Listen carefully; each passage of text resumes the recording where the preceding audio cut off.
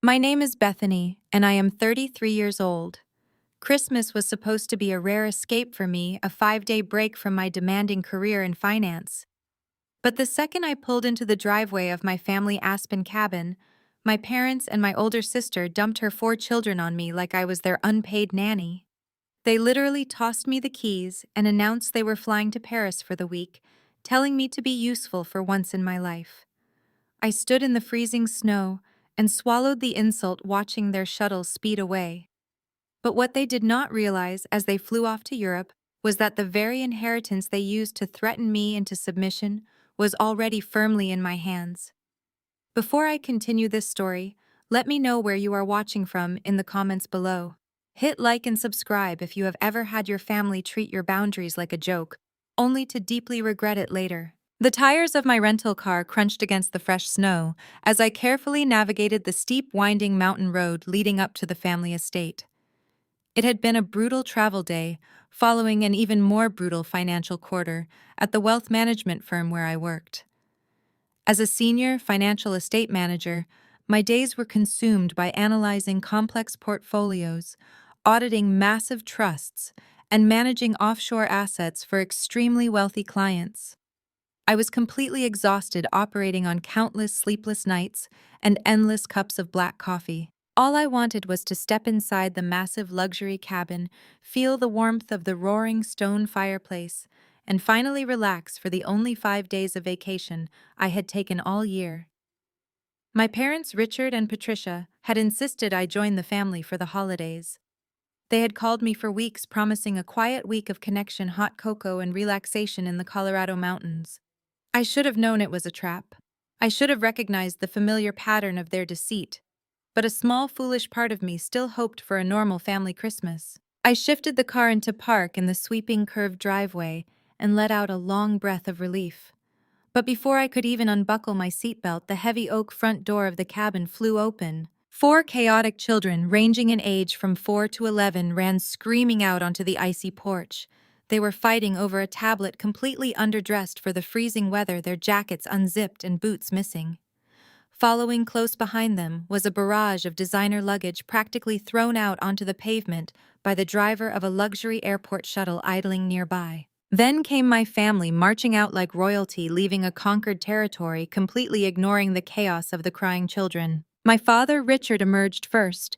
He was swathed in a heavy tailored cashmere coat, his face flushed with the kind of urgent self-importance he carried everywhere. Right behind him was my mother, Patricia, wrapped in a thick mink fur, complaining loudly about the freezing temperature and how the altitude was ruining her skin. Following them was my older sister, Monica, the undisputed golden child of the family. At 36 years old, Monica had never worked a single day in her life. She was linking arms with her husband, Greg, a man whose primary occupation seemed to be failing upward, using my parents' money to fund his endless string of doomed business ventures. I stepped out of my car, the biting aspen wind hitting my face, completely confused by the scene unfolding before me. My father did not offer a hug, a handshake, or even a basic holiday greeting. Instead, he marched straight toward me and tossed a heavy ring of brass keys directly at my chest. I scrambled to catch them, the cold metal biting into my bare palms. "Good! The free help finally made it!" my father snapped, not even breaking his stride as he moved toward the waiting shuttle. He gestured to the driver to load the last of their massive leather suitcases. I stood there frozen by more than just the mountain air. "What is going on?" I asked, my voice rising over the sound of the idling shuttle engine and the shouting children on the porch. "Where are you all going?" Monica stopped and turned to face me. She adjusted a pair of oversized designer sunglasses on her face, completely ignoring the fact that we were standing in the middle of a blinding blizzard. A smug, familiar smirk played on her lips, a look she had perfected over decades of getting exactly what she wanted at my expense. "Do not look so dramatic, Bethany," Monica said, her tone dripping with intense condescension. "Greg and I are absolutely exhausted from parenting. Raising 4 kids is a full-time job, not that you would understand. Mom and Dad are taking us to Paris for Christmas so we can finally get a proper mental health break. The 4 kids are inside. Do not ruin this for us." The sheer audacity of her words paralyzed me for a fraction of a second. They had invited me here under the guise of a family Christmas, only to use me as an unpaid, non-consensual babysitter so they could jet off to Europe. My entire life had been defined by this exact dynamic. Monica was the delicate flower who required constant nurturing, endless financial bailouts, and luxurious rewards just for existing. I was the sturdy, unglamorous workhorse expected to carry the burdens they left behind, completely devoid of my own needs or desires. "You cannot be serious," I said, my voice shaking with a mixture of rage and disbelief. "I just worked an 80-hour week. This is my only 5-day vacation of the entire year. I am exhausted. You cannot just dump 4 young children on me and fly across the Atlantic without even asking me first." My mother paused at the door of the shuttle, turning back with an expression of intense irritation, as if my basic human boundaries were a personal insult to her. "Oh, please, Bethany," she scoffed, wrapping her fur tighter around her neck to block the wind. "You are 33 single, and you spend your entire life staring at spreadsheets. It is not like you have a real life to get back to. Monica needs this trip. Her stress levels have been dangerously high, and Greg has been working so hard on his new golf course proposal. The children will be fine with you. There is leftover casserole in the fridge." I took a step forward, the snow crunching loudly under my boots. The heat of my anger was enough to melt the ice around me. "I am not doing this," I stated firmly, tossing the keys back onto the hood of my rental car. "I am not your nanny. You need to take your kids or stay here. I am not sacrificing my only time off to facilitate your luxury vacation."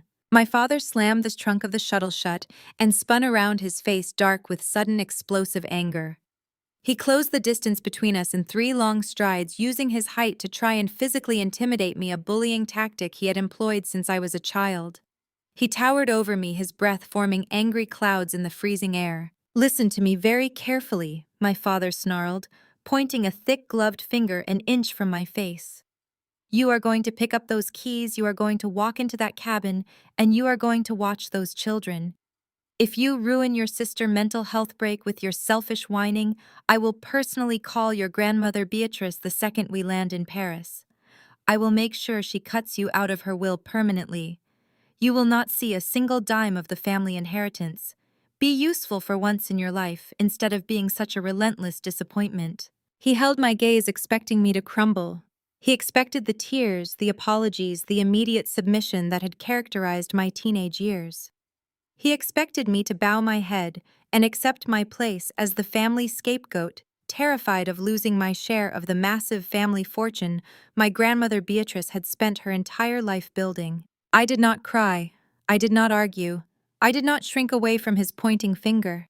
I simply looked at him, feeling a cold, profound detachment settle over me. The emotional umbilical cord that had tied me to their approval for 3 decades snapped clean in two. "Fine," I said, my voice completely deadpan and flat. "Have a great flight." My father gave a curt, satisfied nod, assuming he had won the battle just as he always did. He turned his back on me, climbed into the luxurious leather interior of the shuttle, and pulled the heavy door shut. Monica offered a small, victorious wave through the tinted glass, leaning her head on Greg's shoulder. The heavy vehicle shifted into gear and sped off down the winding mountain road, kicking up a spray of white snow in its wake, leaving me alone with 4 screaming children. I stood in the freezing driveway for a long time, watching the red taillights disappear into the blizzard. The wind howled through the towering pine trees, biting through my thin wool coat, but I barely felt the cold. I reached out and picked up the brass keys from the hood of my car. A dark, calculated smile slowly spread across my face. My father had threatened me with grandmother Beatrice Will, wielding her immense wealth like a blunt weapon to force me into submission. It was a powerful threat, the kind that kept everyone in our family walking on eggshells and competing for favor. But it was also the ultimate hilarious irony. Because my father, my mother, and my spoiled sister had absolutely no idea what I actually did for a living. They thought I was a mid-level drone pushing papers in a cubicle somewhere. They had never bothered to ask about my promotions, my certifications, or the massive global estates I managed for some of the wealthiest people in the country. More importantly, they had no idea about the secret I had been keeping for the past 3 years. They did not know that Grandmother Beatrice had grown tired of their greed, their constant demands for money, and my father, reckless financial decisions. They did not know that Beatrice had quietly undergone a rigorous psychological evaluation to prove she was of sound mind and then legally transferred full power of attorney and absolute control of her entire trust to me. I was not just in the will, I was the sole legal executor of the very trust my father had just threatened to cut me out of. I turned toward the massive stone and timber facade of the Aspen cabin. Inside, 4 young children were waiting abandoned by their parents for a luxury vacation. I gripped the brass keys tightly in my hand. My family wanted me to be useful. They wanted me to manage their mess. They had no idea just how thoroughly I was about to manage them. The heavy oak door slammed shut behind me, shutting out the howling aspen blizzard. Inside, the silence was broken only by the sound of muffled crying. I kicked off my snow boots and walked into the grand living room, a sprawling space with vaulted ceilings and floor-to-ceiling windows that offered a panoramic view of the mountains. It should have been a warm holiday haven. Instead, I could see my own breath. 4 children were huddled together on a massive leather sectional sofa. 10-year-old Mason had his arms wrapped tightly around his little sister, 4-year-old Lily, who was shivering in a thin cotton sweater. 8-year-old Carter and 6-year-old Chloe were pressed against them, their lips pale. The fireplace was completely empty, not a single log burning. I walked straight to the digital thermostat on the wall. The screen read 55 degrees. A piece of clear tape covered the display with my father's aggressive handwriting scrawled across it in black marker. Do not touch. Heating oil is expensive. Wear a sweater. I ripped the tape off, crumpled it into a ball, and shoved it into my pocket. I immediately bypassed the temperature lock, a simple factory reset trick I knew from overseeing a dozen properties just like this one. I cranked the heat up to 72 degrees and turned on the automated gas fireplace with a flick of a switch. The flames roared to life, casting a warm orange glow across the freezing room. "Are you guys okay?" I asked, kneeling in front of the sofa. Lily sniffled, wiping her nose with the back of her sleeve. "Mommy said we were bad because we asked for snacks on the airplane, so we do not get a real dinner tonight." A hot spike of pure rage flared in my chest. Monica had always been a monster, but starving her own children as punishment for normal behavior was a new low. "You are not bad," I said, keeping my voice soft and steady. "You are just hungry. And I'm going to make you the best dinner you have ever had." I left them warming their hands by the fire and marched into the massive chef kitchen. The room was outfitted with dual ovens, marble countertops, and custom cabinetry. But as I reached for the handles of the massive walk-in pantry, I stopped. A heavy steel padlock was secured through the custom brass handles. I turned to the double-door Sub-Zero refrigerator. Another padlock. Slapped right in the center of the stainless steel fridge was a bright pink sticky note. I recognized my mother, elegant, looping handwriting immediately. "Bethany, do not touch our premium groceries. Greg and Monica need those for their recovery meals when we return. There is a box of instant macaroni and cheese in the freezing garage for you and the kids. Use the tap water." I stared at the note. They really thought I was nothing. They truly believed I was just a subservient spreadsheet drone who would meekly walk out into a freezing garage to boil powdered cheese with tap water while standing in a multi-million-dollar estate. They thought I would blindly follow their rules because I always had when I was younger. But I was not the terrified teenager they remembered.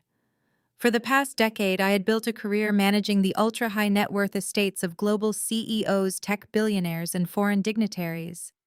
I oversaw properties with biometric security vaults, panic rooms, and staff hierarchies that would make my parents' heads spin. A $20 padlock from a hardware store was practically an insult. I reached into my hair and pulled out a sturdy steel hairpin. I bent the tip against the marble counter, testing its rigidity.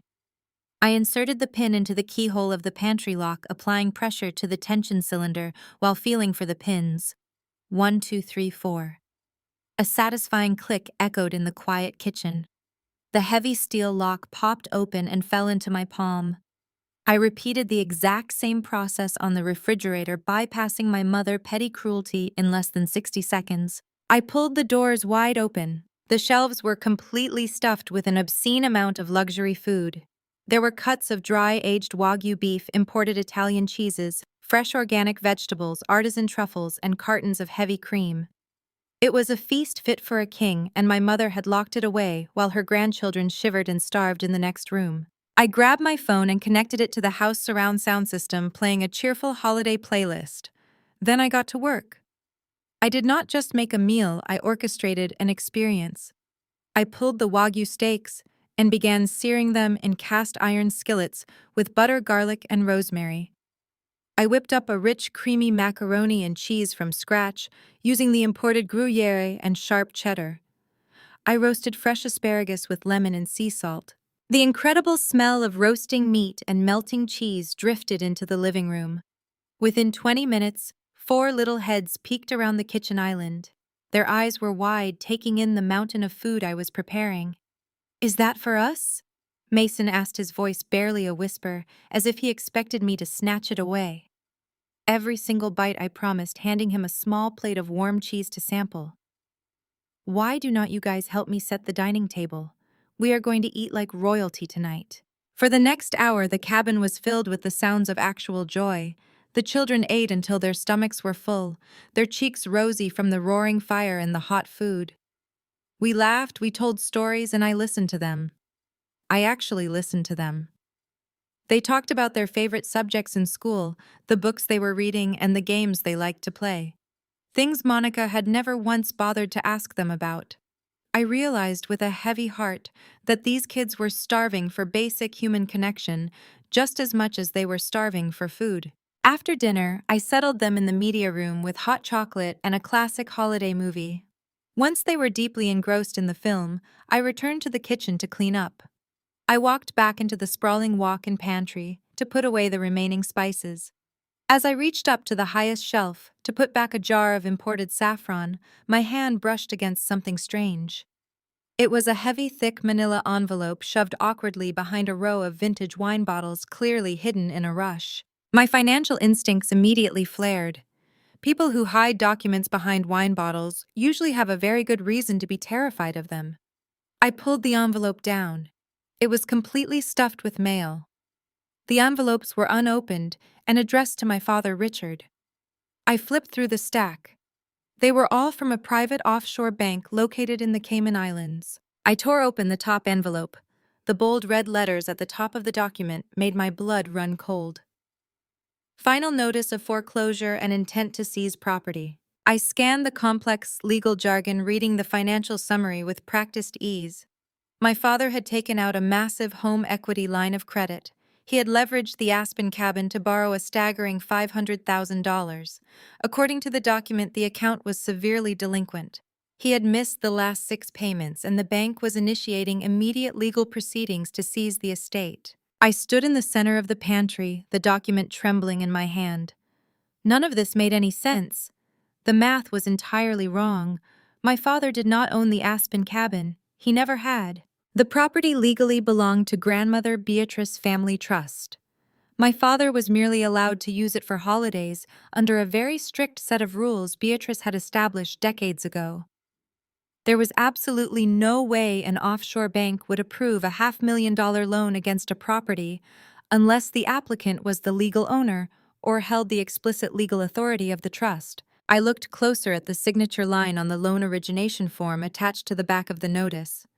There, in shaky black ink, was the signature of Beatrice. It was a forgery. And it was a clumsy one at that. My father had forged his own mother's signature to mortgage a property he did not own, stealing $500,000 to fund his luxurious lifestyle and Monica endless demands. A cold, dangerous clarity washed over me. My father had just threatened to have me cut out of the trust if I did not act as a free babysitter. He thought he held all the power. He thought he was untouchable. He did not know that 3 years ago Grandmother Beatrice had secretly transferred complete legal control of her entire trust to me. I was the sole legal executor. This cabin was under my professional management. My father had not just committed felony fraud against his mother. He had committed felony fraud against me. And in the world of high finance, you do not survive by letting people steal your assets. I folded the foreclosure notice and slid it into my pocket. The time for being the quiet, accommodating daughter was officially over. I turned off the pantry light. I had a lot of work to do. I left the massive kitchen and walked down the long, shadowed hallway toward the cabin private study. Behind me, the soft, cheerful sounds of a holiday animated movie echoed from the media room where my niece and nephews were finally safe, warm and full. I locked the heavy oak door of the study behind me and switched on the brass desk lamp. The room smelled of aged leather and pine needles, but the crumpled document currently burning a hole in my pocket smelled only of desperation and raw greed. I pulled the foreclosure notice out and laid it flat on the pristine mahogany desk, smoothing out the creases. I needed to see exactly how deep this rot went. I opened my briefcase and pulled out my work laptop. It was not a standard machine. It was a highly secure device equipped with biometric scanners, multiple virtual private network layers, and military-grade encryption. As I pressed my thumb to the scanner and logged into the secure portal, my mind traveled back to the exact day this all began. 3 years ago, my grandmother Beatrice called me into her primary lawyer office in downtown Manhattan. Beatrice was a terrifyingly formidable woman. She had built a massive real estate and investment empire entirely from scratch after my grandfather passed away unexpectedly. She was sharp, ruthless, and possessed an uncanny ability to see right through people. That afternoon, she looked across the polished granite conference table and told me exactly what she saw when she looked at our family. She saw my father Richard siphoning off minor trust dividends to cover his consistently terrible investments. She saw my mother Patricia demanding increased monthly allowances for ridiculous country club fees and cosmetic procedures. And she saw Monica, my older sister, acting as a bottomless pit of financial need, bleeding the family dry to maintain the illusion of a flawless high society life. Beatrice refused to let the empire she built be slowly dismantled by the very people waiting eagerly for her to die. So she took aggressive action. With quiet, calculated precision, Beatrice underwent a comprehensive battery of psychological evaluations by 3 independent board-certified psychiatrists. She obtained airtight medical documentation, proving beyond a shadow of a doubt that she was of completely sound mind. Once her mental competency was legally bulletproof, she executed a masterstroke. She entirely stripped my father of his future executor status. She drafted new ironclad documents and legally transferred full power of attorney alongside absolute operational control of the entire family trust directly to me. I was the only person in the family who had actually built my own career. I was the only one who respected the value of hard work and the only one she trusted to protect her legacy from their vultures. We sealed the documents and swore the attorneys to absolute secrecy. To my parents and my sister, I remained the boring spinster who stared at spreadsheets all day. In reality, I held the keys to their entire financial universe. Now sitting in the Aspen cabin my father claimed as his own personal playground, I accessed the primary trust database. My fingers flew across the keyboard, pulling up the property records for the Colorado estate. The cabin was held in a shielded corporate account owned entirely by Beatrice Trust. I cross-referenced the foreclosure notice with the bank routing numbers. The sinking feeling in my stomach rapidly hardened into solid ice. The documents populating on my screen painted a picture of brazen, reckless felony fraud. 6 months ago, my father had approached a questionable offshore lender. He had submitted property deeds, tax records, and a home equity line of credit application for $500,000. But because the property was owned by the trust, the application legally required the signature of the primary beneficiary or the legal executor. My father had bypassed me entirely because he did not even know I held the title. Instead, he had taken the documents to Beatrice. When she inevitably refused to sign them, handing him a firm rejection, my father had simply taken matters into his own hands. I stared at the scanned copy of the loan origination document glowing brightly on my laptop screen. It was an insultingly sloppy forgery. Beatrice had a sharp, angular signature shaped by decades of signing aggressive corporate contracts. The signature on the loan document was shaky, rounded, and clearly rushed. It was my father handwriting trying and failing to mimic his own mother. He had committed egregious identity theft and wire fraud to secure $500,000 against a property he had zero legal right to leverage. But the horror did not stop at the forged signature. As a financial estate manager, tracking hidden money across international borders was my specialty. I initiated a trace on the offshore funds following the digital breadcrumbs of the $500,000 to see exactly where it had vanished. I expected to find bad stock investments or failed real estate flips. The reality was much more pathetic. The money had not been invested. It had been utterly incinerated. I watched the transaction logs populate on my screen detailing a frantic, pathetic spending spree. The first major wire transfer was for $80,000 sent directly to a shell company owned by Greg, my perpetually failing brother-in-law. The memo line read consulting fees, but I knew exactly what it was. Greg had spent the last 5 years trying to launch a luxury golf apparel brand that existed entirely on paper. He used the stolen money to pay off his mounting credit card debts and lease a brand new Porsche he could not afford to put gas in. The next $100,000 had been funneled straight into Monica's personal checking account. I tracked the outbound transactions from her account with growing disgust. She had spent $30,000 on a massive kitchen renovation for her Connecticut home solely to impress a local lifestyle magazine editor. She dropped another $40,000 on designer handbags, custom diamond jewelry, and private Pilates instructors. She was treating a dying woman's stolen money like a bottomless cash machine to fund her illusion of superiority. But the final series of transactions made my jaw physically clench. Over the past 3 weeks, my parents had systematically drained the remaining funds to orchestrate their current European getaway. They had booked first-class tickets on Air France, reserved the penthouse suite at a five-star hotel overlooking the Eiffel Tower, and prepaid for exclusive dining experiences and private shopping tours across Paris. They had abandoned 4 innocent children in a freezing cabin, locked the food away to save pennies, and hopped on a plane funded entirely by felony theft. I leaned back in the heavy leather desk chair, the glow of the laptop illuminating the dark study. My family had always been toxic. They had always been selfish, greedy, and exceptionally cruel to me. But this was an entirely different level of transgression. This was not just a family dispute over holiday plans or petty insults thrown in a snowy driveway. This was a severe, catastrophic legal crisis. Because I was the sole legal executor of the trust, my name was fundamentally tied to the fiduciary management of the Aspen property. By forging a mortgage on a trust asset and defaulting on the payments, my father had not just triggered a foreclosure.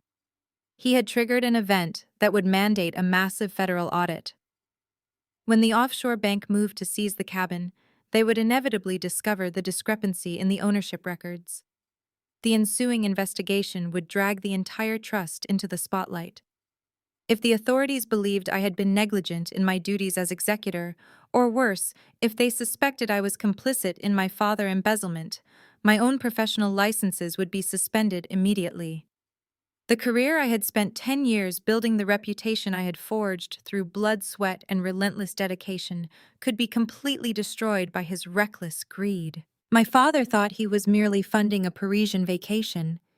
He did not realize he had just strapped a bomb to my professional life. A cold, familiar calm washed over me. It was the exact mindset I entered when a client faced a hostile corporate takeover. Emotion vanished, replaced entirely by cold, hard strategy. My family had crossed a line they could never uncross. They had threatened my livelihood, my reputation, and the legacy my grandmother had entrusted to me to protect.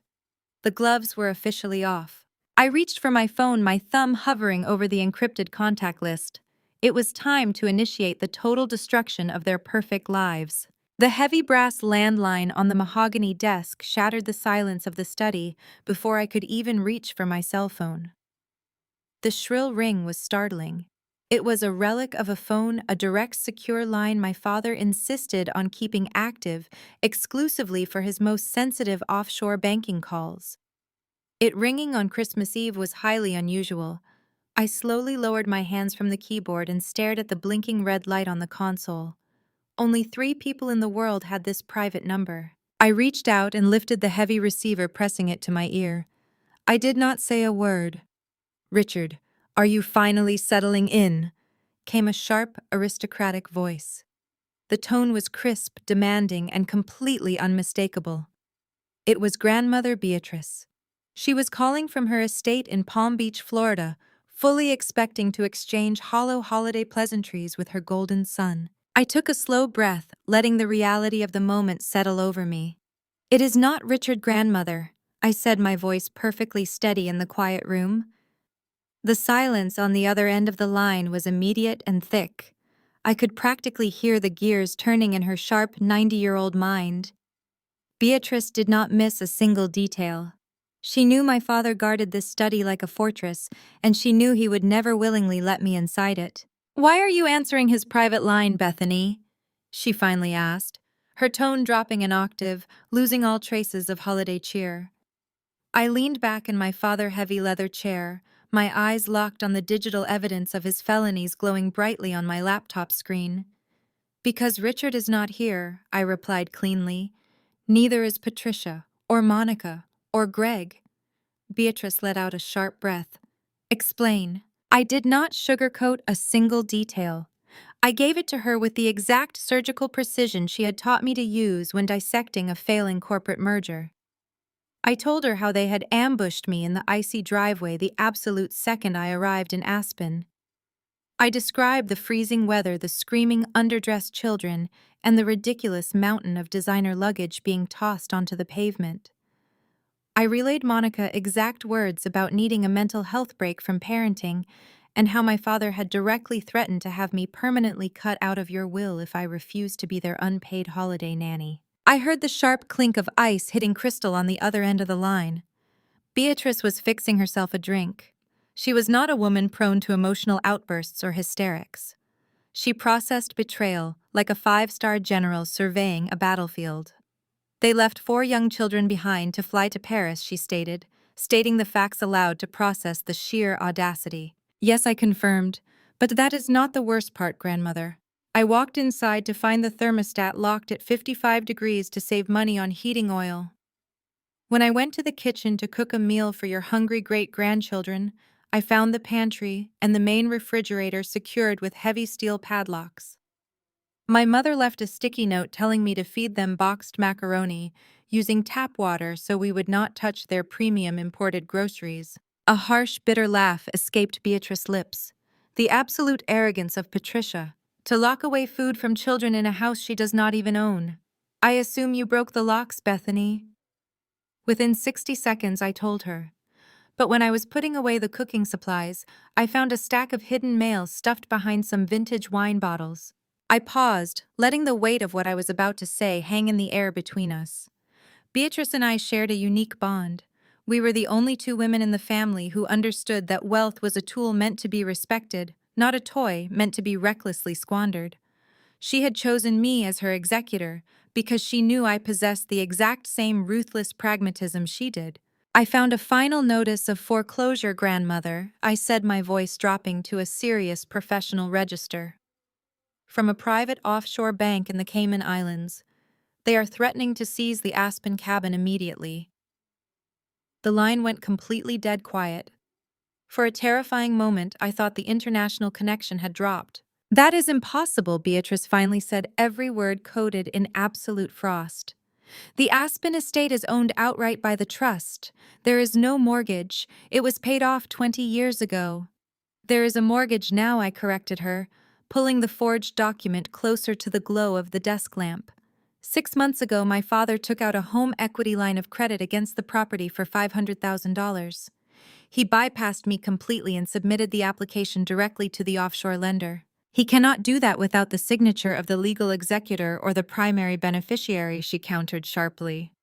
"I know," I said, tracing the shaky ink on the paper.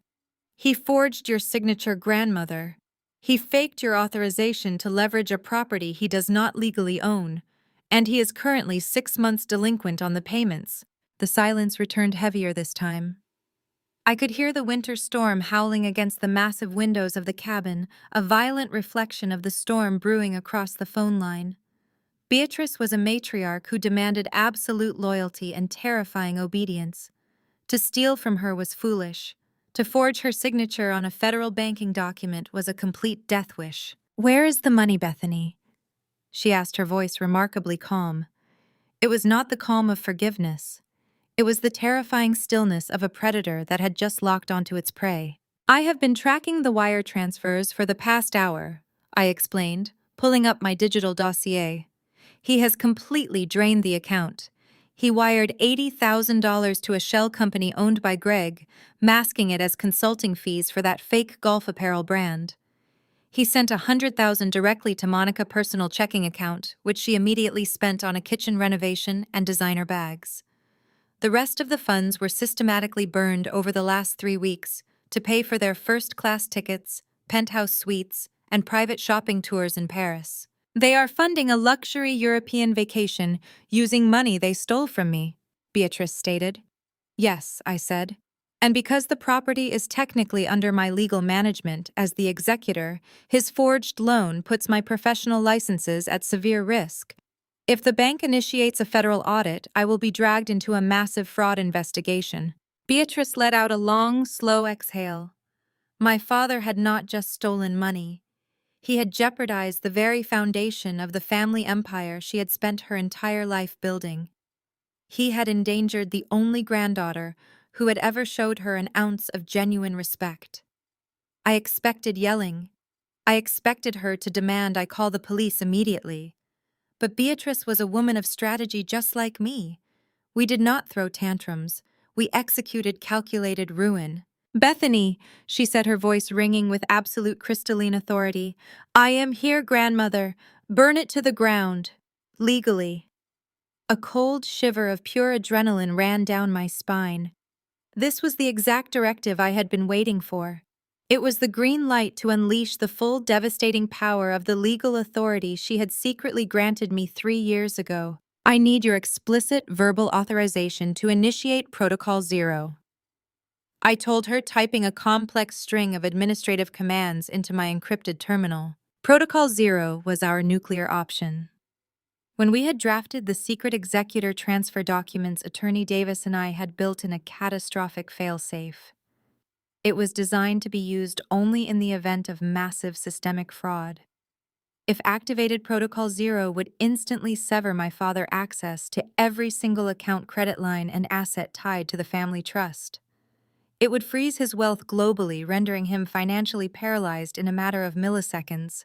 "Do you understand what that means, grandmother?" I asked, needing to ensure she was fully prepared for the fallout. "It will trigger an immediate global freeze on all trust assets connected to Richard, Patricia, Monica, and Greg. Their black cards will be instantly voided.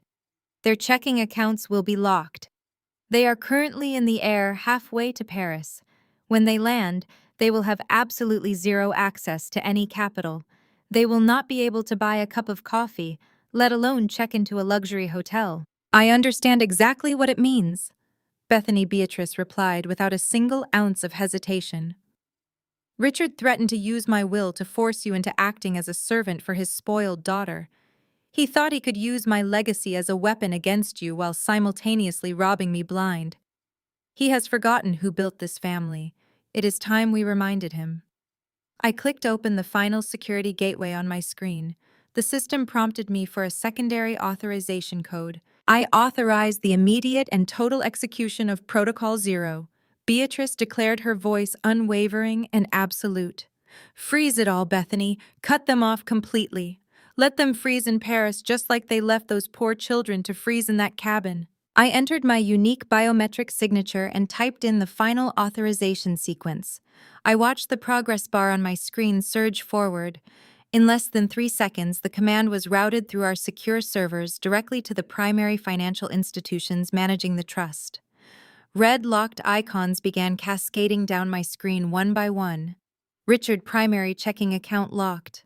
Patricia Platinum credit line voided. Monica supplementary trust allowance frozen. Greg offshore business account suspended pending fraud investigation. It is done. "Grandmother," I said, watching the final confirmation screen flash green. The trap is armed. The accounts are completely frozen. Good, Beatrice said, her tone filled with dark satisfaction. Call Attorney Davis immediately. Tell him I want the eviction notices drafted before sunrise. They have abused my hospitality for the last time. And Bethany? Yes. Give those children a wonderful Christmas. They deserve better than the parents they were cursed with. I will, I promised. I hung up the heavy brass receiver, placing it back on the cradle with a definitive click. The silence of the study returned, but the energy in the room had fundamentally shifted. I was no longer just the frustrated sister abandoned in the snow. I was the financial executioner, and the guillotine had just been released. I turned my attention back to my glowing laptop screen. The digital locks were securely in place. My family was currently sipping complimentary champagne in first class, completely oblivious to the fact that their entire financial reality had just been violently erased. When they landed in Paris, they were walking straight into a nightmare of their own making. I closed the laptop and stood up, straightening my sweater. I had 4 incredible kids waiting for me in the media room and a holiday to salvage. Let my father enjoy the rest of his flight. It would be the last moment of peace he would have for a very long time. I walked out of the study and back into the media room. The 4 children were curled up together under a massive woven wool blanket on the oversized sectional sofa. The animated holiday movie had ended, leaving the television screen glowing softly in the dark room. Lily was fast asleep, her tiny thumb tucked near her mouth, while Mason kept a fiercely protective arm around her small shoulders. Carter and Chloe were struggling to keep their heavy eyes open, their breathing slow and rhythmic. I felt a sharp physical pang of sorrow for them.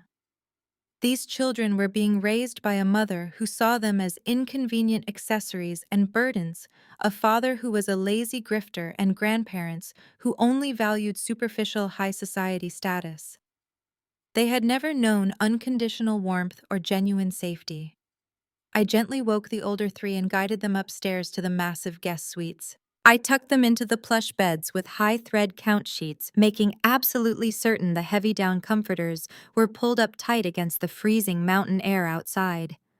I promised them a massive breakfast and a full day of sledding. The look of pure shock and profound gratitude on their faces when I simply kissed their foreheads was utterly heartbreaking. Monica had outsourced their entire existence to underpaid nannies and boarding schools.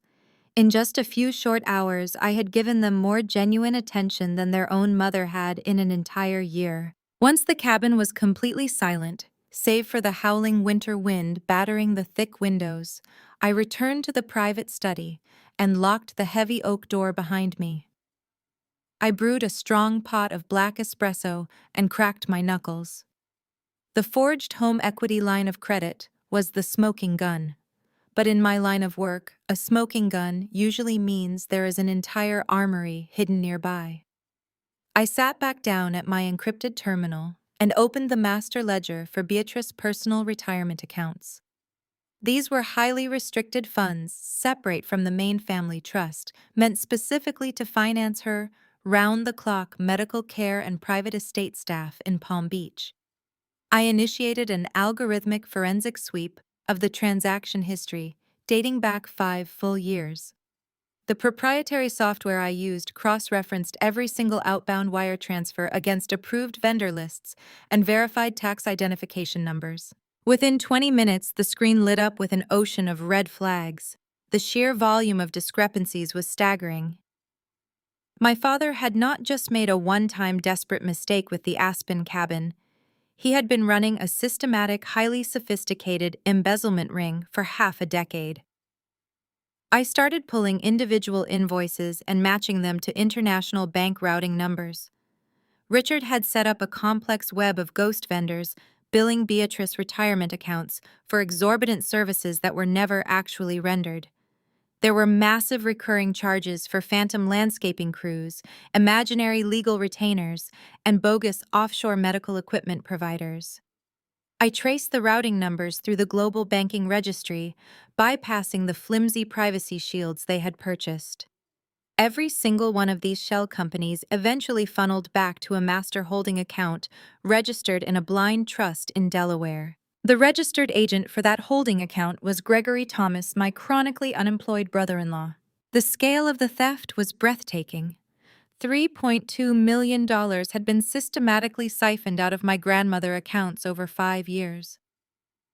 My father had used his position as the former executor to blindly authorize the payments, and Greg had set up the corporate structures to launder the cash clean. They had washed the money and distributed it directly among themselves. That was exactly how my parents afforded their endless luxury Mediterranean cruises, their exclusive private club memberships, and their custom-tailored wardrobes. That was how Monica afforded her fleet of imported luxury vehicles and her endless series of cosmetic surgeries. They were living the lives of billionaires by secretly draining the financial lifeblood of an elderly woman who had trusted them to protect her. I spent the next 6 hours meticulously building an ironclad digital dossier. I captured screenshots of every forged invoice, downloaded every encrypted transaction log, and traced every single IP address used to authorize the fraudulent transfers. I compiled the massive mountain of evidence into a secure file, linking each stolen dollar directly to the lavish purchases my family had proudly displayed on their social media accounts over the years. I worked with the cold mechanical precision of a surgeon removing a malignant tumor. There was no room for hesitation or emotion. There was only the raw data, and the data demanded absolute catastrophic justice. By the time the sun began to peek over the snow-capped Aspen peaks, casting a brilliant pink and orange glow through the study windows, my trap was fully constructed. I closed the laptop and walked into the kitchen. I needed to keep the children completely insulated from the incoming storm. I spent the next hour preparing a massive traditional mountain breakfast. I cooked thick-cut maple bacon buttermilk pancakes entirely from scratch and scrambled fresh farm eggs with sharp cheddar cheese. The incredible smell of real hearty food wafted up the grand staircase. Soon, 4 sleepy heads appeared in the kitchen doorway. They looked incredibly hesitant, as if they expected to be yelled at simply for waking up. "Good morning," I said, flashing them a bright, warm smile. "Grab a plate and sit down. The absolute rule in this cabin is you have to eat until you cannot move." Lily let out a small, delighted giggle and ran toward the kitchen island, climbing onto a tall wooden stool. For the next hour, the kitchen was filled with the beautiful sounds of scraping forks, pouring syrup, and happy chatter. Chloe told me all about her favorite art class, while Carter bragged about his exceptional snow fort building skills. Mason, the oldest, looked at me with a cautious, profound gratitude that no 10-year-old should ever have to express. "Thank you, Aunt Bethany," he whispered when the younger ones were distracted by the hot chocolate station I had built. "Mom usually just tells us to drink tap water if we are hungry before noon because she is sleeping." My heart shattered for him, but I kept my smile completely steady. "You are safe here, Mason," I promised him, pouring him another glass of orange juice. "Eat up. We are going to build the biggest snow fortress the state of Colorado has ever seen today." After they were fed and bundled up in the expensive insulated snow gear Monica had actually bothered to pack for them, I sent them out to the enclosed, secure backyard. I watched them through the glass for a moment, making sure they were laughing and throwing snowballs. Then I returned to the private study. The time for quiet preparation was over. It was time to pull the trigger. I picked up my cell phone and dialed a private secure mobile number. It was early in New York, but I knew he would answer. Attorney Marcus Davis was the senior partner at the most ruthless corporate litigation firm in Manhattan. He was also the aggressive co-manager of Beatrice Trust, and a man who treated financial fraud as a deeply personal insult. Davis, speaking his gruff, intimidating voice, barked over the line. "Marcus, it is Bethany," I said, my tone perfectly matching his intensity. "I need you to open the secure legal portal right now. I just uploaded a priority red file." I heard the sound of a ceramic coffee cup hitting a wooden desk, followed by the rapid, aggressive clacking of a mechanical keyboard. A heavy moment of silence passed as he accessed the encrypted dossier I had compiled overnight. Then a low, dangerous whistle echoed through the phone speaker. "Good Lord, Bethany," he muttered, his tone shifting from morning fatigue to razor-sharp legal focus. I am looking at $3.2 million in orchestrated wire fraud and a $500,000 forged home equity loan.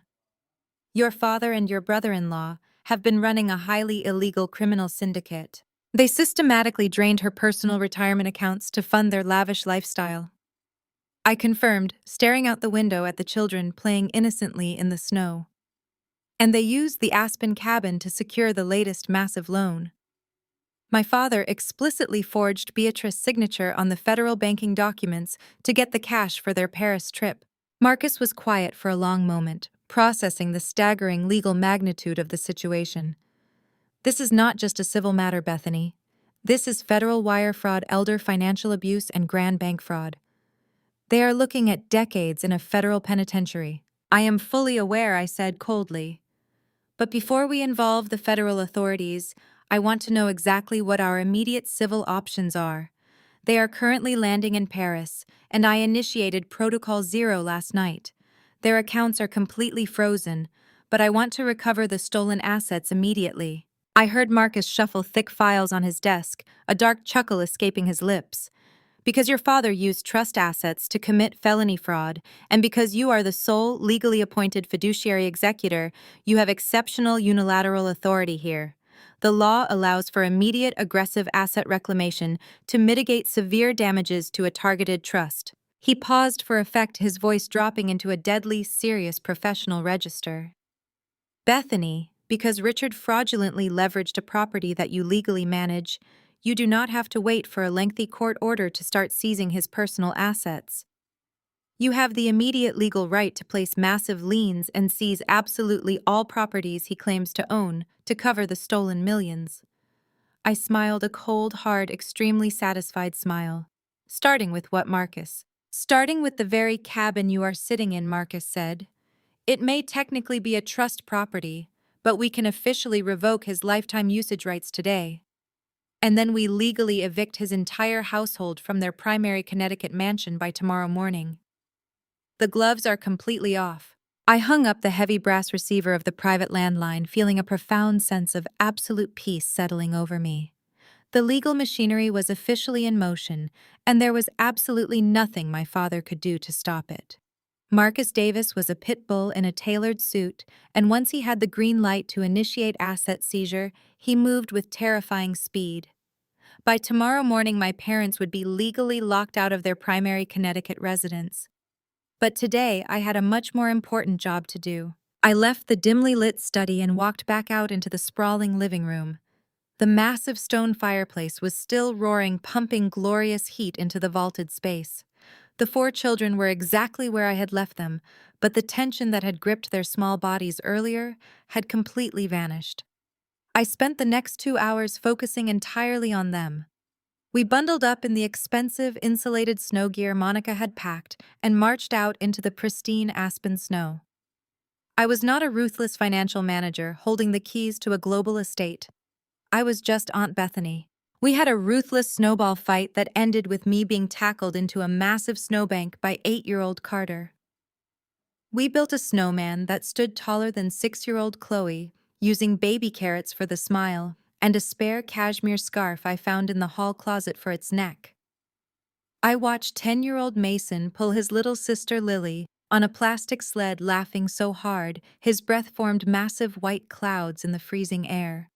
It hit me then with staggering clarity that this was likely the very first time these children had ever been allowed to act like normal, carefree kids. They were not being posed for a curated social media holiday post. They were not being hushed or told to sit still so they would not ruin their designer outfits. They were just happy. Monica had profoundly failed them. She viewed her children as inconvenient accessories, treating motherhood like a burdensome chore that took time away from her spa appointments and luxury shopping sprees. My parents were no better, enabling her narcissism and treating the kids like noisy annoyances. As I watched Lily throw a handful of snow at her older brother, I made a silent, ironclad vow. I would protect these kids from the toxic financial wasteland their parents had created. They were going to have a real Christmas, even if I had to burn their parents' entire empire to the ground to finance it. Around noon, we stomped back inside, kicking off wet boots and shedding heavy coats. I set them up on the massive living room rug with a classic board game and 4 oversized mugs of hot cocoa topped with an obscene amount of marshmallows.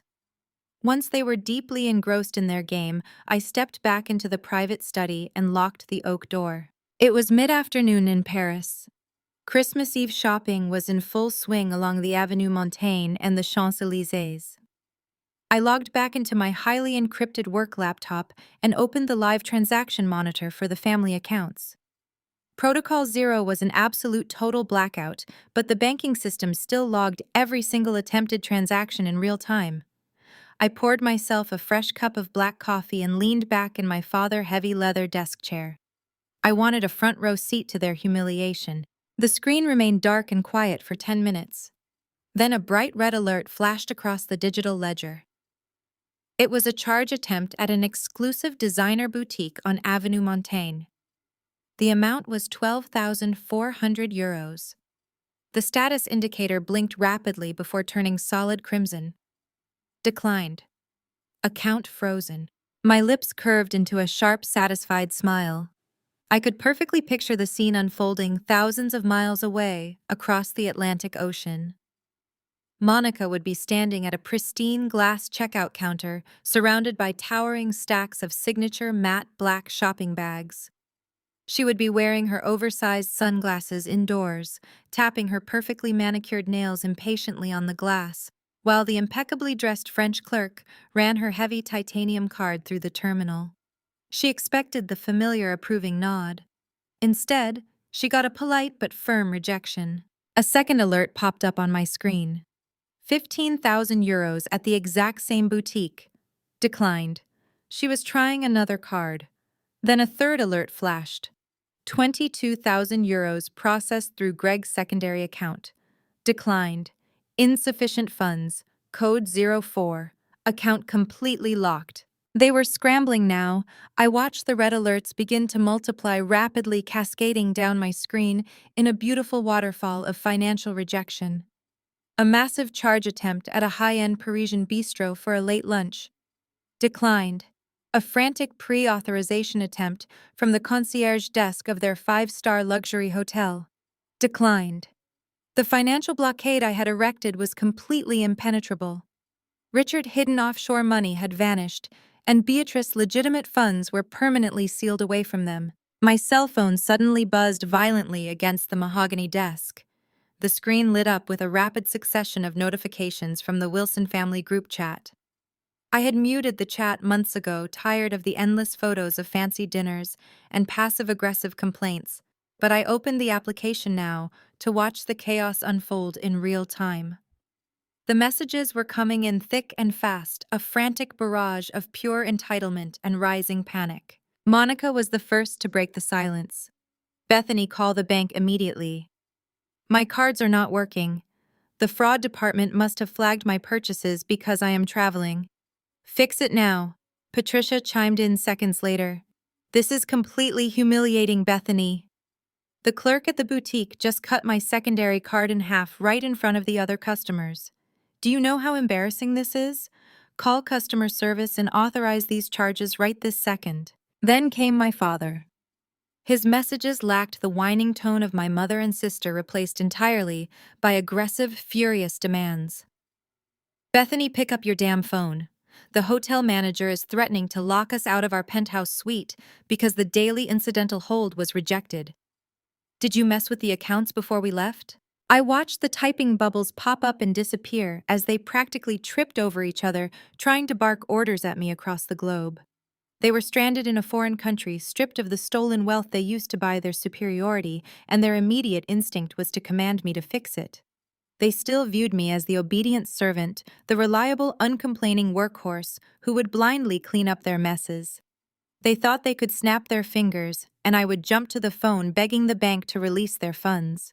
A new message from Richard popped onto the screen. "I left you a spare emergency corporate card in the top drawer of the kitchen island. Go find it and read me the numbers immediately. We need cash right now. Do not make me call your grandmother." I read the message slowly, absorbing every single ounce of his frantic, desperate arrogance. He was actually trying to threaten me with Beatrice. He thought he still held the ultimate trump card. He thought he could use the inheritance to force me into submission while standing in a Parisian hotel lobby funded by a forged loan. I picked up my phone and began to type. I did not use capital letters. I did not use exclamation points. I did not match their frantic, chaotic energy.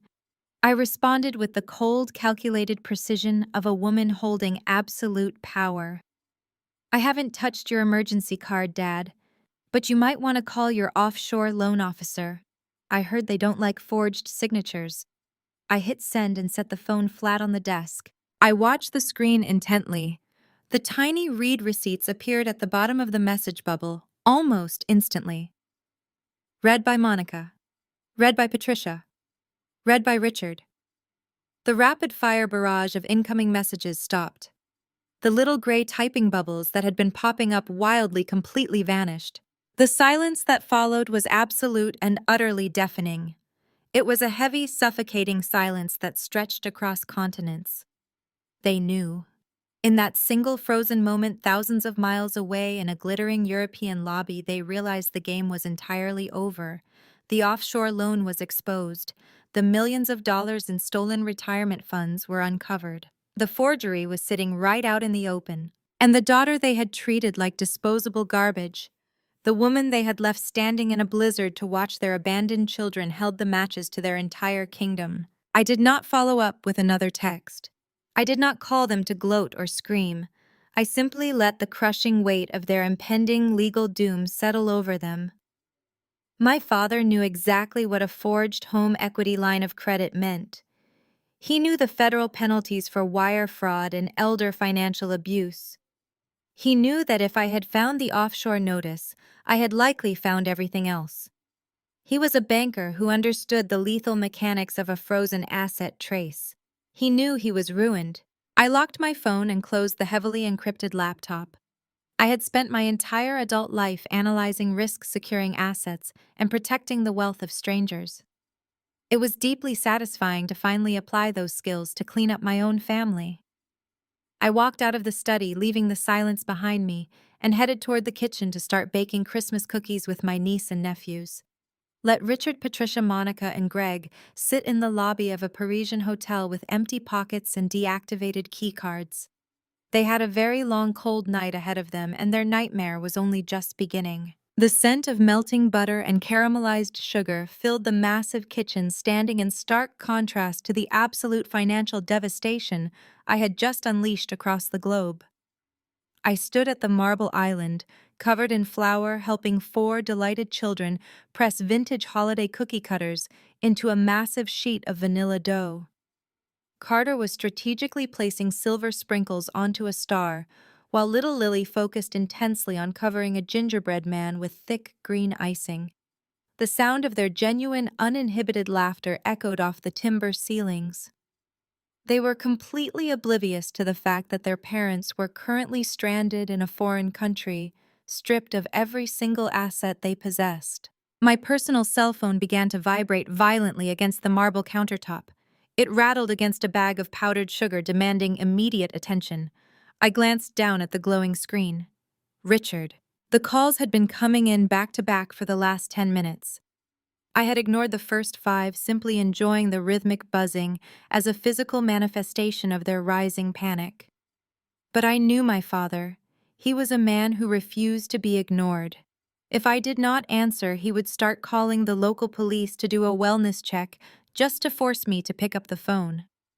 I wiped the sticky dough from my hands using a kitchen towel and smiled warmly at the kids. "Mason, keep an eye on the oven for me," I said, keeping my voice light and cheerful. "I need to take a quick work call. I will be right back." Mason nodded seriously, taking his newly appointed responsibility with intense dedication. I walked out of the warm kitchen and made my way down the long corridor, stepping back into the private study. I closed the heavy oak door, completely shutting out the sounds of the holiday music playing in the living room. I walked over to the large windows overlooking the snow-covered driveway, watching the blizzard rage outside. I took a deep, steadying breath and swiped the green button on my screen, pressing the phone to my ear. I did not say hello, I just listened. "Bethany, what the hell did you do?" roared my father. His voice was absolutely unhinged. The smooth, aristocratic polish he usually employed was completely gone, replaced by the frantic, aggressive bark of a cornered animal. Through the speaker, I could hear the chaotic sounds of a busy Parisian street. Horns were blaring loudly, and people were shouting in French in the background. It sounded exactly like the panic I had envisioned. I did exactly what my duties as fiduciary executor required me to do. "Dad," I replied, my tone eerily calm against his raging volume. "I secured the trust against active fraudulent activity." "Do not give me that corporate legal nonsense," he screamed, the sound of passing traffic nearly drowning him out. "I do not know what insane conspiracy theory you have cooked up in your head, but you are going to call the bank and lift this ridiculous freeze right this second. The manager at the George V is threatening to literally throw our luggage onto the street because the incidental hold declined. The boutique confiscated my black card. Do you have any idea what kind of humiliation you are putting us through?" I traced a finger against the cold glass of the window.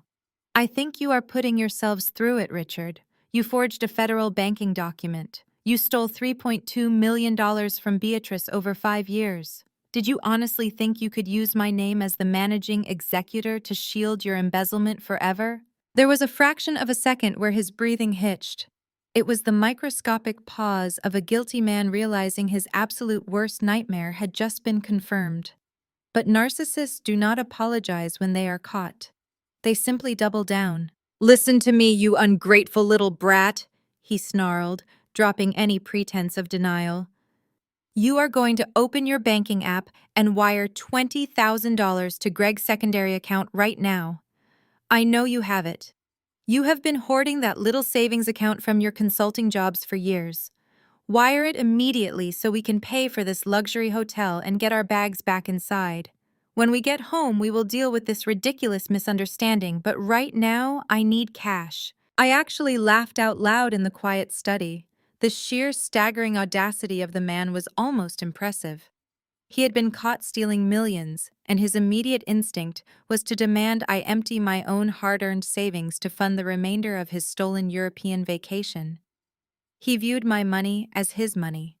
He viewed my life as merely an extension of his own convenience. "I am not wiring you a single cent," I said, the amusement fading from my voice, leaving only solid ice. "Your accounts are frozen. The trust is locked. The Aspen cabin is being legally reclaimed as we speak. You have absolutely nothing left." I heard a scuffle over the phone, the sound of the device being forcefully snatched from someone's hands. A second later, my mother's voice pierced my ear. "Bethany," she cried, employing the shrill, weeping tone she had perfected over decades of weaponized guilt. "Bethany, you are ruining your sister Christmas." I closed my eyes, leaning my forehead against the cold window pane. Even now, even in the face of total financial ruin and looming federal prison time, Patricia only cared about the golden child. "She is crying in the streets of Paris," Patricia continued, her voice trembling with dramatic outrage. "We are standing on the pavement surrounded by thousands of dollars worth of bags, and she is absolutely inconsolable. The boutique staff treated her like a common criminal. The hotel concierge looked at us with utter disgust. How can you do this to her? How can you be so selfish?" It was a masterful display of gaslighting. In Patricia warped reality, I was the villain for stopping the theft, not the sister who had happily spent stolen money on designer handbags while abandoning her 4 freezing children in a mountain cabin. Monica left her kids in a house with locked food cabinets and the thermostat set to 55 degrees, Mom. I replied, my voice low and dangerous. She abandoned them to go shopping with stolen money. If she is crying in the street, it is because she is finally experiencing the consequences of her own horrific actions. "You are a cruel, jealous girl," Patricia hissed, the weeping act vanishing instantly. "You have always been jealous of Monica because she has the life you could never achieve. You are trying to sabotage her happiness because you are bitter. Send the money now, or you are no longer part of this family. Do you hear me, Bethany? If you do not wire that $20,000 right this second, we will cut you out entirely. You will have absolutely no one." I let her threat hang in the heavy silence of the study. For 30 years, that exact threat had kept me in line. The fear of being cut out, the fear of losing the only family I had, was the invisible chain they had used to drag me along behind them. They had used the threat of isolation to force me to do their homework, cover their shifts, plan their events, and manage their lives. They thought the threat of losing them would terrify me into submission. They did not realize that losing them was exactly what I wanted. I took a slow, deep breath, feeling the absolute freedom rushing into my lungs. "You told me my life was just staring at spreadsheets, Mom," I said, my voice perfectly steady, mirroring the cruel insult she had thrown at me during Thanksgiving dinner just weeks prior. "You told the entire extended family that I was boring and useless, because all I ever did was look at numbers while Monica lived a vibrant, beautiful life." There was no response from the other end of the line, just the sound of heavy breathing and distant sirens. "You were right," I continued, stepping back from the window and walking toward the heavy mahogany desk. "I do just stare at spreadsheets. And my spreadsheets say, you're bankrupt." I paused, letting the absolute finality of the statement sink into her arrogant skull. "Try Uber." I pulled the phone away from my ear and tapped the red button, disconnecting the international call. I did not hesitate for a single second. I opened my contact list and selected Richard. Blocked. I selected Patricia. Blocked. I selected Monica and Greg. Blocked and blocked. I set the phone down on the smooth leather writing pad. The study was enveloped in a profound, thick silence. The relentless, chaotic noise of my family, the demands, the insults, the endless screaming had been completely severed. I had finally cut the cord. They were entirely on their own, stranded on a different continent with deactivated credit cards and no safety net. They would have to figure out how to feed themselves, how to find shelter, and how to navigate the consequences of a lifetime of entitlement and fraud. I stood in the quiet room for a long moment, letting the reality of my actions settle over me. I was officially alone, but I had never felt more powerful or more secure. I had the children, I had Beatrice's absolute authority, and I had my own unshakable integrity. I walked back over to the large window to look out at the children one more time. The snow was falling heavier now, thick white flakes swirling in the aggressive mountain wind. The sky was turning a dark, bruised gray as the afternoon wore on. As I looked past the snow-covered pines lining the long, winding driveway, I noticed a pair of bright LED headlights cutting through the whiteout conditions. A massive, sleek black SUV was crawling slowly up the steep incline, its heavy winter tires crushing the fresh snow. It possessed the unmistakable, intimidating aesthetic of a private executive transport service. The vehicle pulled to a smooth stop right in front of the grand timber entrance of the cabin. The heavy driver's side door opened, and a man stepped out into the freezing wind, pulling the collar of his expensive wool overcoat up against the chill. Even through the falling snow, I immediately recognized the sharp posture and the silver hair. Attorney Marcus Davis had arrived. He reached back into the vehicle and pulled out a thick leather briefcase, shutting the heavy door with a solid thud. He looked up at the massive cabin, his eyes scanning the architecture, before landing on the study window. We locked eyes through the glass. He gave a single curt nod, a silent acknowledgement that the war had officially moved from the digital realm into the physical world. I turned away from the window and smoothed the front of my sweater. I unlocked the heavy oak study door and walked out into the grand foyer to let him in. The trap was sprung, the assets were frozen, and the legal executioner had just arrived to deliver the final killing blow. Marcus stepped across the threshold, bringing a sharp gust of freezing Rocky Mountain air into the warm foyer. He stamped the heavy snow from his polished leather boots and shrugged off his cashmere overcoat. He was not a man who ever traveled alone when millions of dollars were on the line. Directly behind him stepped two individuals dressed in dark, immaculate business suits, carrying heavy, reinforced pelican cases. They moved with the silent, synchronized efficiency of a military tactical unit. I closed the heavy front door against the howling blizzard and locked the deadbolt. Bethany Marcus said, his voice echoing slightly in the grand entryway. "This is Hayes and Miller.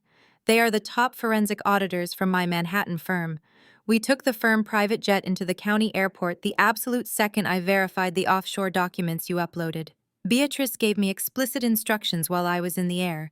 We are to leave absolutely nothing standing. I nodded, feeling a profound sense of validation. Bring them into the study, I said, leading the way down the corridor. The children are in the media room watching another movie. I want to keep this entire operation completely insulated from them. Marcus signaled to his auditors, and they followed us into the private study, closing the heavy oak door firmly behind them. The two auditors immediately set their reinforced cases on the massive conference table on the far side of the room. They popped the latches and began extracting high-grade decryption hardware and specialized satellite uplinks, establishing a secure standalone network that completely bypassed the cabin's standard internet connection. Marcus did not waste a single second on holiday pleasantries. He walked directly to my mahogany desk, unclasped his leather briefcase, and began pulling out thick stacks of legal documents marked with urgent red flags. He laid them out across the leather writing pad, aligning them with absolute geometric precision. You initiated Protocol Zero and established the preliminary financial blockade, Marcus said, unclicking a heavy gold fountain pen and handing it to me. That stopped the bleeding. Now we perform the amputation. Because Richard actively utilized trust assets to commit a federal felony, you are no longer just the secret fiduciary executor. You are the emergency conservator of the entire estate.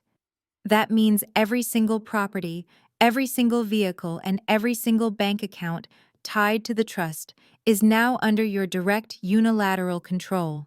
He tapped the first stack of papers with a manicured index finger. These are emergency injunctions.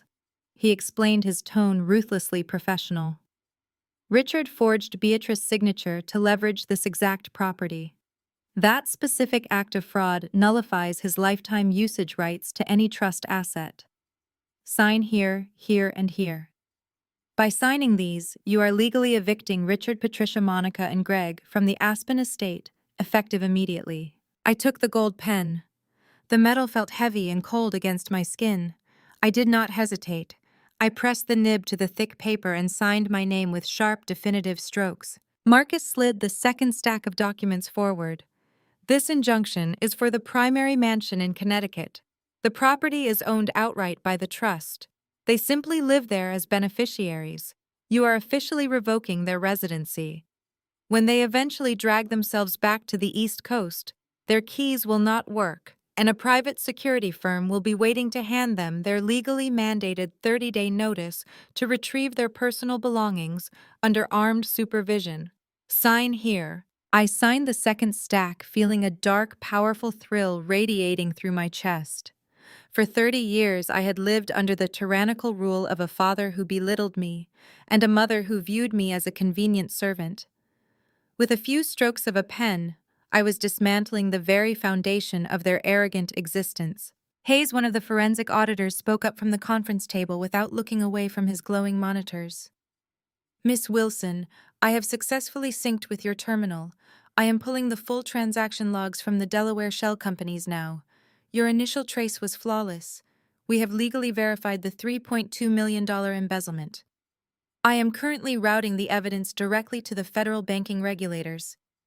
The offshore accounts Greg was using to launder the cash are now permanently seized by international authorities.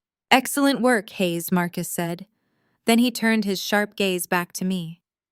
Now, Bethany, we secure the physical perimeter. You manage the ground-level operations. I will manage the asset recovery. I pulled my cell phone from my pocket and dialed a local Aspen security contractor.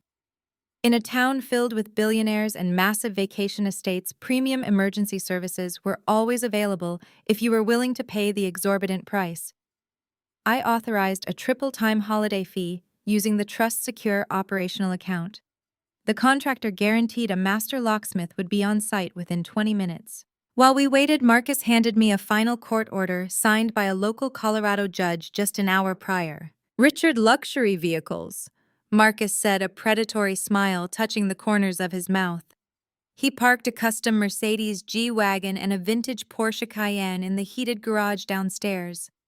I ran the vehicle identification numbers while I was flying over Kansas. He purchased the Mercedes using the laundered funds from Greg's shell company, and he used the Porsche as secondary collateral for the forged home equity line of credit. The bank considers them stolen assets. I walked over to the study window and looked out at the raging blizzard. What are you saying, Marcus? I am saying the repo trucks are already pulling past your security gates, Marcus replied. I watched in absolute awe as two massive heavy-duty towing rigs emerged through the blinding white snow. They rumbled slowly up the long driveway, their amber lights flashing brightly against the darkening winter sky. I walked out of the study and down the hallway, opening the interior access door to the massive heated garage. The local towing operators were already manually overriding the exterior bay doors.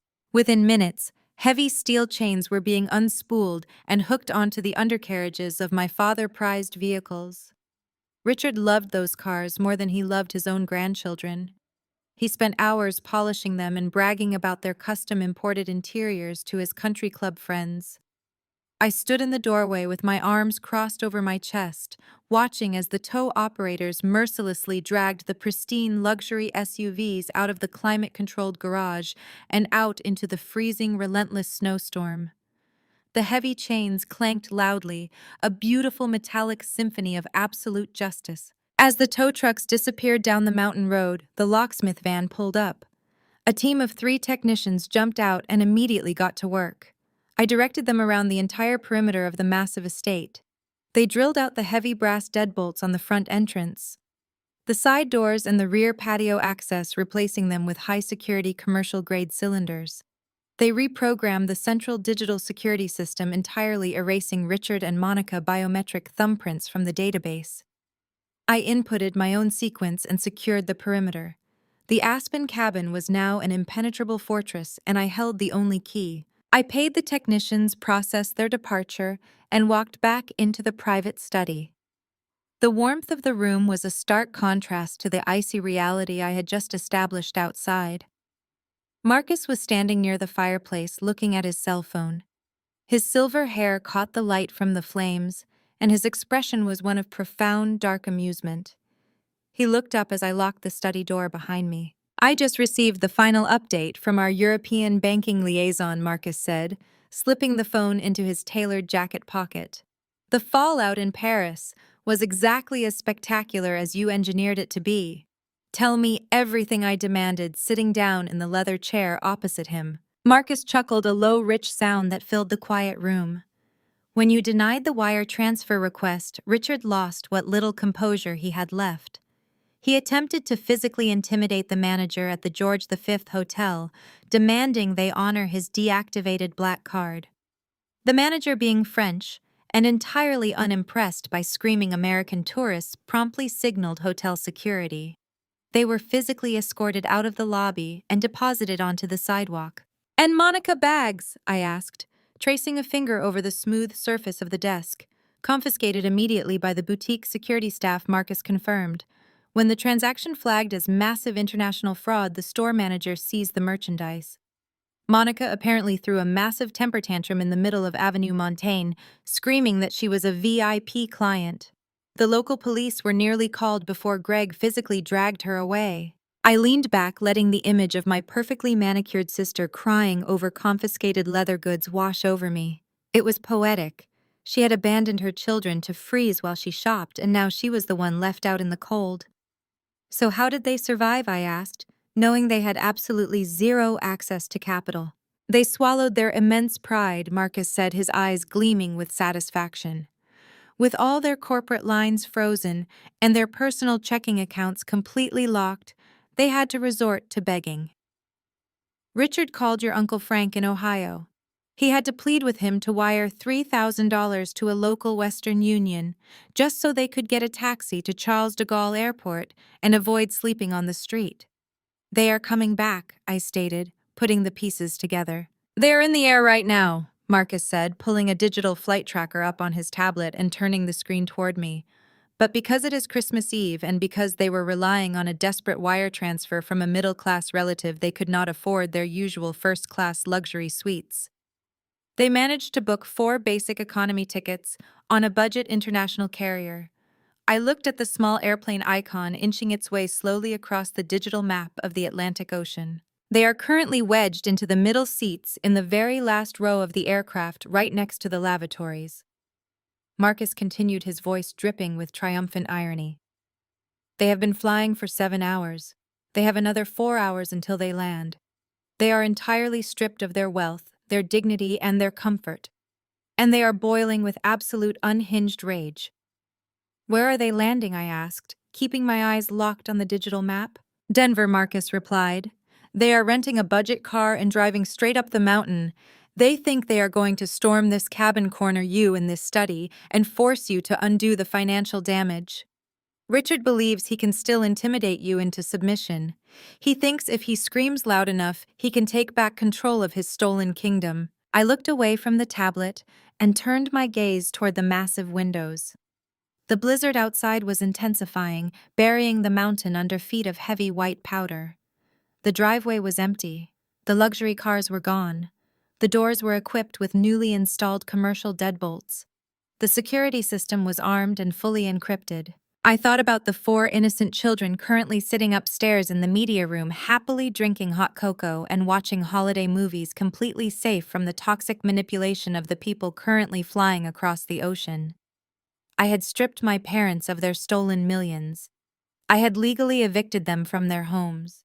I had humiliated them on a global scale, and now they were marching blindly into a trap they could not possibly comprehend. Let them come, I said, my voice dropping into a deadly quiet register echoing the howling wind outside. Let them drive through the blizzard. Let them freeze on the front porch. The locks are changed and the empire is gone. Marcus smiled, closing his briefcase with a sharp, definitive snap. Then we wait, he said. Let them knock.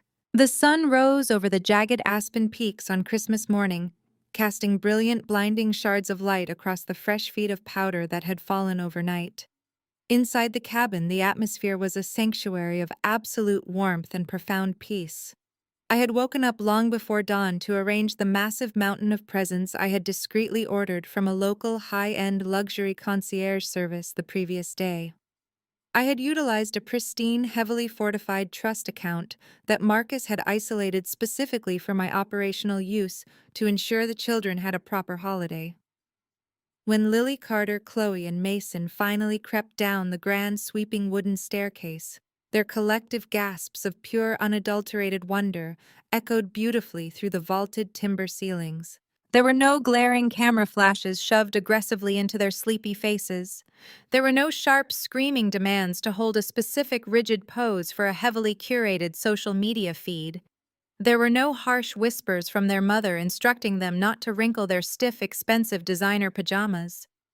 I simply sat back in a plush velvet armchair with a steaming mug of black coffee and let them tear into the brightly colored wrapping paper with reckless, joyful abandon. I watched them laugh and shout as they uncovered massive building block sets, premium art supplies, remote-controlled cars, and incredibly soft stuffed animals. They were just normal kids experiencing a normal, magical morning, completely insulated from the toxic financial warfare I was waging on their behalf. While the media room was filled with the beautiful sounds of ripping paper and happy chatter, I knew exactly where their biological parents were at that very moment. Marcus and his forensic auditors had kept the encrypted global flight tracker active on the primary study monitor. Richard, Patricia, Monica, and Greg were currently somewhere high over the freezing, desolate expanse of the Atlantic Ocean. They were entirely trapped in the cramped, suffocating confines of a budget international carrier. I could easily picture the scene with vivid, deeply satisfying clarity.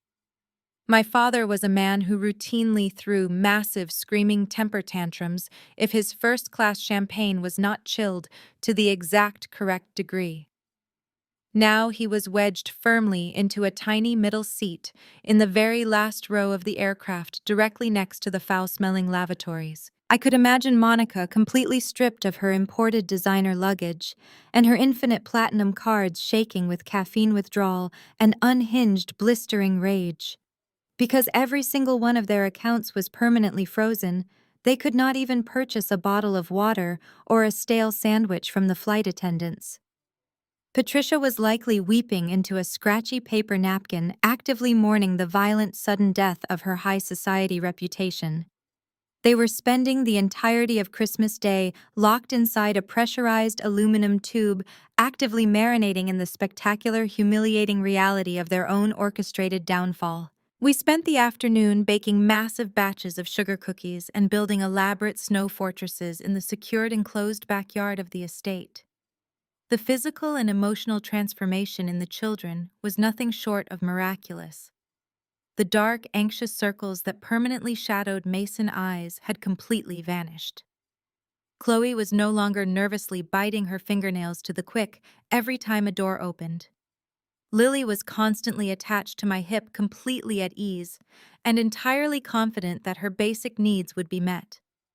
As the sun began to dip below the tree line, casting long, dark, freezing shadows across the side of the mountain, we retreated back into the massive, cozy living room to escape the dropping temperatures.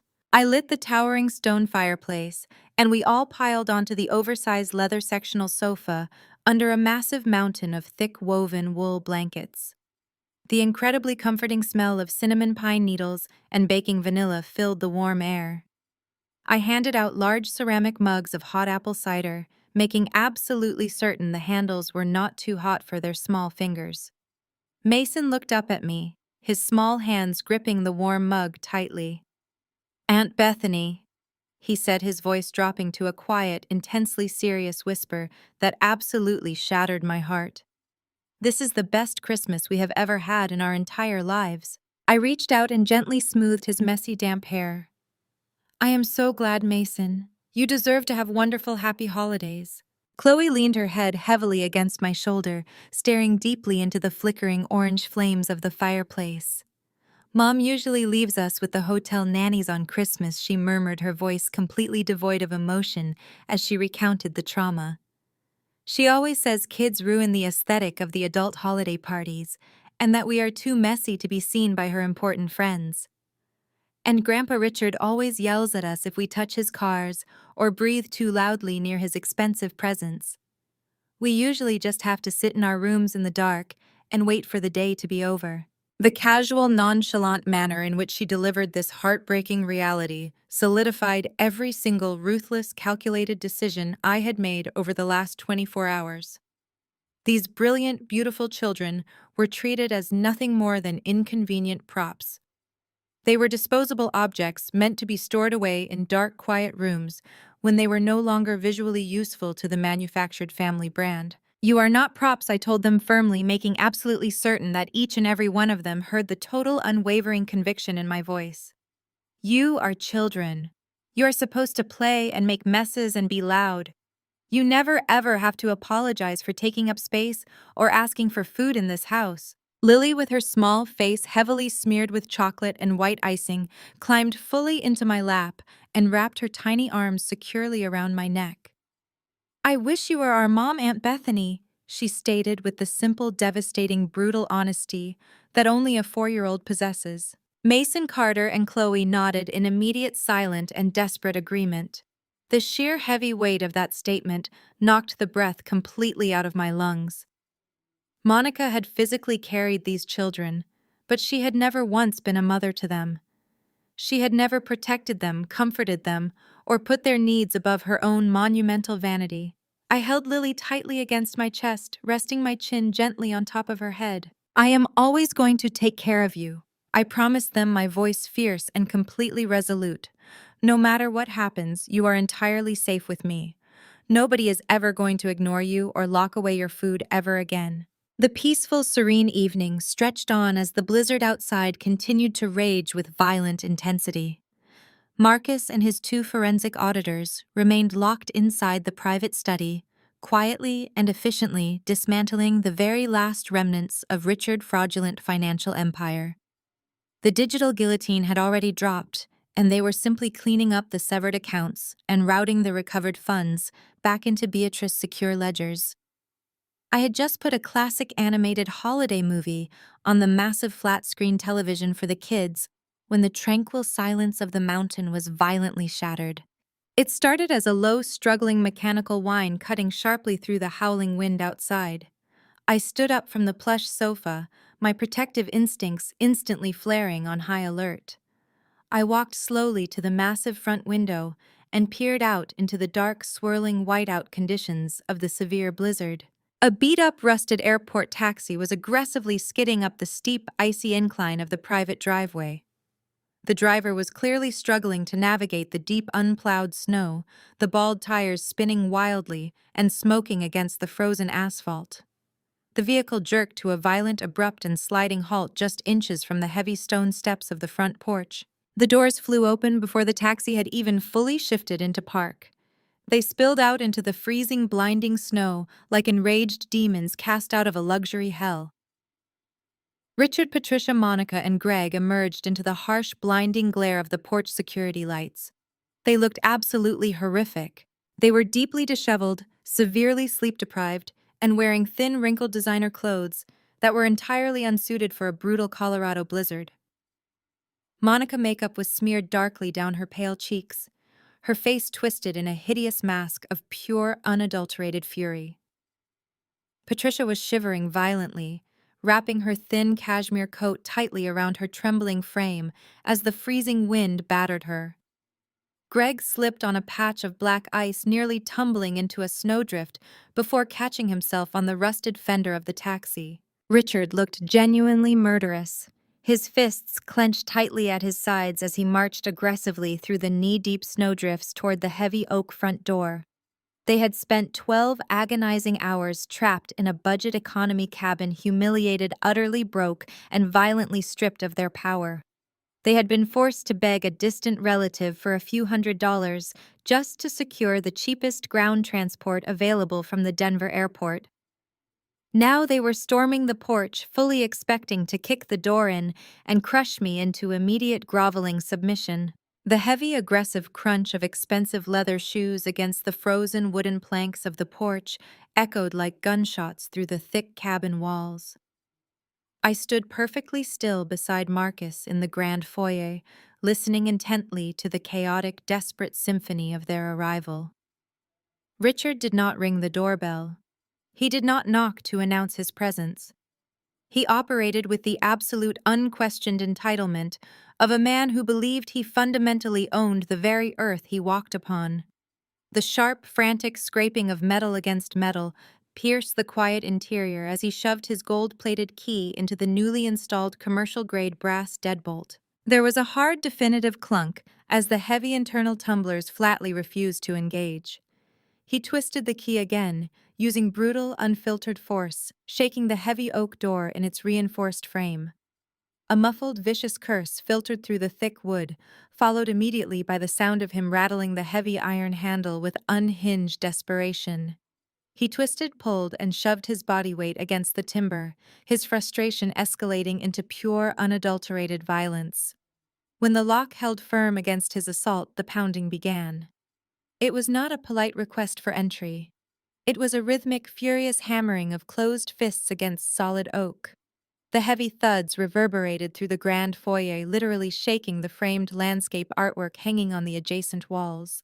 "Bethany!" Richard roared, his voice completely raw, cracking from the freezing mountain air and sheer vocal strain. "Open this door immediately. I know you are in there. Open this godforsaken door right this second, or I will take an axe to it." I glanced sideways at Marcus. He stood perfectly rigid, his silver hair immaculate, his tailored suit completely unwrinkled, clutching his heavy leather briefcase like a lethal weapon. He gave me a single confirming nod. The trap was locked. I reached forward and gripped the freezing iron handle. I did not fling the door open in a panic. I pulled it back with agonizing, deliberate slowness. The freezing, biting wind instantly rushed into the warm foyer, carrying with it the bitter, blinding sting of the Colorado blizzard. I stepped forward, perfectly centering myself in the heavy doorframe. I wore a pristine, perfectly tailored cream cashmere sweater and dark trousers looking every bit the absolute, unquestioned authority of the estate. I did not step aside to invite them into the warmth. I stepped forward, bringing Marcus with me, and effectively barricaded the entrance with my own body. I forced them to remain outside on the ice-covered porch in the biting, relentless cold. The visual contrast was staggering, a literal manifestation of the power dynamic that had just violently flipped. Richard stood before me, his face an alarming shade of purple, his expensive wool overcoat severely stained with road salt and melting snow. Patricia was shivering violently behind him, her designer silk scarf wrapped pitifully around her head, her teeth audibly chattering. Greg looked completely broken, his shoulders slumped as he held two cheap plastic airport bags that contained whatever meager basic necessities they had managed to purchase in the terminal. And Monica! Monica looked absolutely feral. The absolute second my sister registered my calm, unbothered expression, she completely snapped. She lunged forward, her expensive but utterly ruined suede boots slipping dangerously on the icy porch planks. "You ruined my life!" She screamed, her voice a shrill, hysterical shriek that cut straight through the howling wind. "You absolute psycho! Do you have any idea what you just put me through?" She pointed a shaking, manicured finger inches from my face, her eyes wide with manic, sleep-deprived fury. They took my bags. They literally snatched my Birkin right out of my hands in the middle of the boutique. The hotel concierge laughed at me. I had to beg a flight attendant for a blanket because we were shoved into the back of a filthy, freezing economy cabin for 12 hours next to a screaming infant. I stared at her, my expression remaining completely neutral. Not once in her hysterical screaming tirade had she asked about Mason Carter Chloe or Lily. She had been separated from her 4 young children for days. She had left them in a freezing cabin with locked food cabinets. Yet standing on the porch, her primary concern was the public confiscation of a designer handbag and the sheer indignity of flying economy class. "You are just a jealous, ugly spinster," Monica continued to shriek, her voice echoing into the dark, snowy pines. "You have always been jealous of me because I have a husband and a beautiful family, and you have absolutely nothing. You are a sad, pathetic loser who spends her life staring at spreadsheets, and you thought you could steal my happiness just to make yourself feel important." Patricia immediately utilized the distraction to launch her own emotional assault. She pushed past Greg and collapsed dramatically against the porch railing, burying her face in her freezing, gloved hands. "How could you do this to your own flesh and blood?" she sobbed, her voice engineered to inflict maximum psychological guilt. "We are your family, Bethany. You have completely destroyed this family. We gave you everything, we raised you, and you repay us by stranding us in Paris like common criminals. We had to humiliate ourselves asking Frank for money. Do you know how embarrassing that was? I had to beg my own brother for taxi fare. I will never be able to show my face at the club again. You are a monster." I stood perfectly still, letting their venomous insults and weaponized tears wash over me and evaporate into the freezing night air. I did not flinch. I did not defend myself. I did not offer a single word of justification. For 30 years, this exact combination of screaming rage and sobbing guilt had controlled my every action. It was the absolute foundation of their power over me.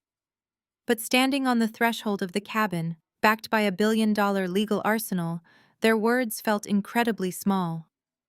They were entirely hollow, the desperate flailing of abusers who suddenly realized their favorite victim was no longer playing the game. Richard, realizing that his wife and his golden child were completely failing to break my composure, decided to reclaim his patriarchal dominance. He shoved Monica aside roughly and puffed out his chest, stepping aggressively into my personal space. He loomed over me, attempting to use his physical size to intimidate me into submission, just as he had done for my entire life. He expected me to cower.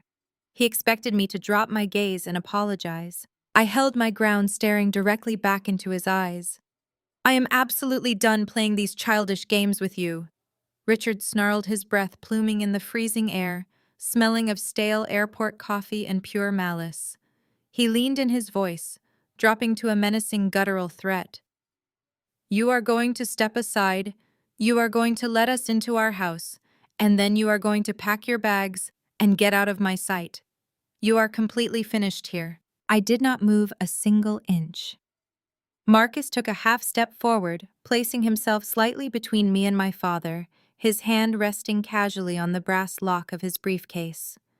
The silent, imposing presence of the high-powered Manhattan attorney momentarily broke Richard's momentum, but his blinding rage quickly overtook his sense of self-preservation. "Did you hear me?" Richard bellowed, spit flying from his lips. "I said pack your bags and get out of my house." He reached into his ruined coat pocket with a violently shaking hand and pulled out his cell phone, waving the device inches from my face. "I am calling Beatrice right now." He threatened, his voice echoing with absolute venomous certainty. "I am going to tell my mother exactly what you have done to her estate while she has been sick, and I am going to have you permanently disinherited. You will not see a single dime of the family money. You will be completely erased from this family." I looked at the glowing phone in his shaking hand, then slowly raised my gaze to look directly into his furious, bloodshot eyes. A slow, chilling smile spread across my face. "Please do." My cold, unwavering smile seemed to temporarily short-circuit Richard's brain.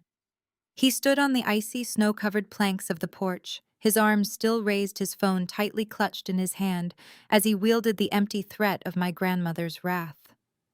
I took a single, highly deliberate step backward and swung the heavy, reinforced oak door open just wide enough for them to pass through single file. I did not invite them into the grand firelit living room. I did not offer them warm towels or mugs of hot cider. I simply allowed them to step out of the howling, freezing blizzard and into the enclosed, stone-floored entryway. They practically fell over themselves, rushing into the heated foyer. Patricia immediately began brushing thick clumps of snow from her ruined, soaking wet cashmere coat, her teeth chattering so violently I could hear the sharp clicking sound echoing off the high timber ceilings. Monica stumbled in right behind her, her expensive mascara running in dark, jagged tracks down her pale, furious face. Greg dragged their cheap plastic airport duty-free bags over the threshold, dropping them onto the immaculate gray slate tiles with a wet, pathetic thud. Richard entered last, his massive frame shivering uncontrollably, trying desperately to maintain his posture of absolute patriarchal dominance, despite his soaked overcoat and completely ruined Italian leather shoes. I closed the heavy front door behind them, the commercial-grade brass deadbolts sliding into place with a definitive, echoing snap. The sudden, stark absence of the roaring wind made the ambient silence in the foyer feel incredibly heavy and suffocating. I stood side by side with Attorney Davis, our postures rigid, physically blocking the wide hallway that led to the rest of the luxurious cabin. The warm, golden light spilling from the adjacent study illuminated the sharp, uncompromising lines of my tailored sweater. I watched them shiver and stamp their freezing feet, waiting patiently for Richard to regain enough physical warmth to resume his arrogant tirade. He did not take long. The ambient heat of the cabin seemed to thaw his vocal cords almost instantly. He jammed his cell phone back into his damp coat pocket and pointed a thick, trembling finger directly at my chest. "You have exactly 1 minute to explain this insane theatrical stunt," Richard growled, trying to summon the booming authoritarian voice that had terrorized me for 3 decades. "You have locked us out of our own corporate accounts, you have humiliated us in Europe, and now you are playing childish games with the security locks on my property. I want the access codes, and I want them right now before I call the local authorities and have you removed from my house." Marcus Davis stepped forward before I could even open my mouth to reply.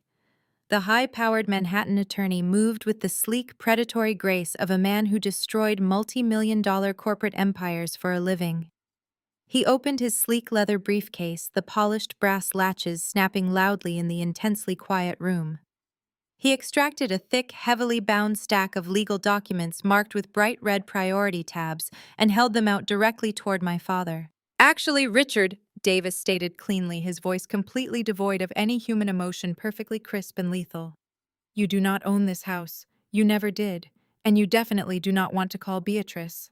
Richard stared at the offered documents, his arm refusing to reach out and take them. His brow furrowed in deep, aggressive confusion, his narcissistic brain completely failing to process the challenge to his authority. "Who the hell are you? And what do you mean I do not own my own cabin?" My mother transferred this entire estate into the family trust years ago. I am the primary beneficiary. I am the head of this family. You are merely a conditional beneficiary. Davis corrected, his tone razor sharp and unyielding. But you are absolutely not the head of the trust.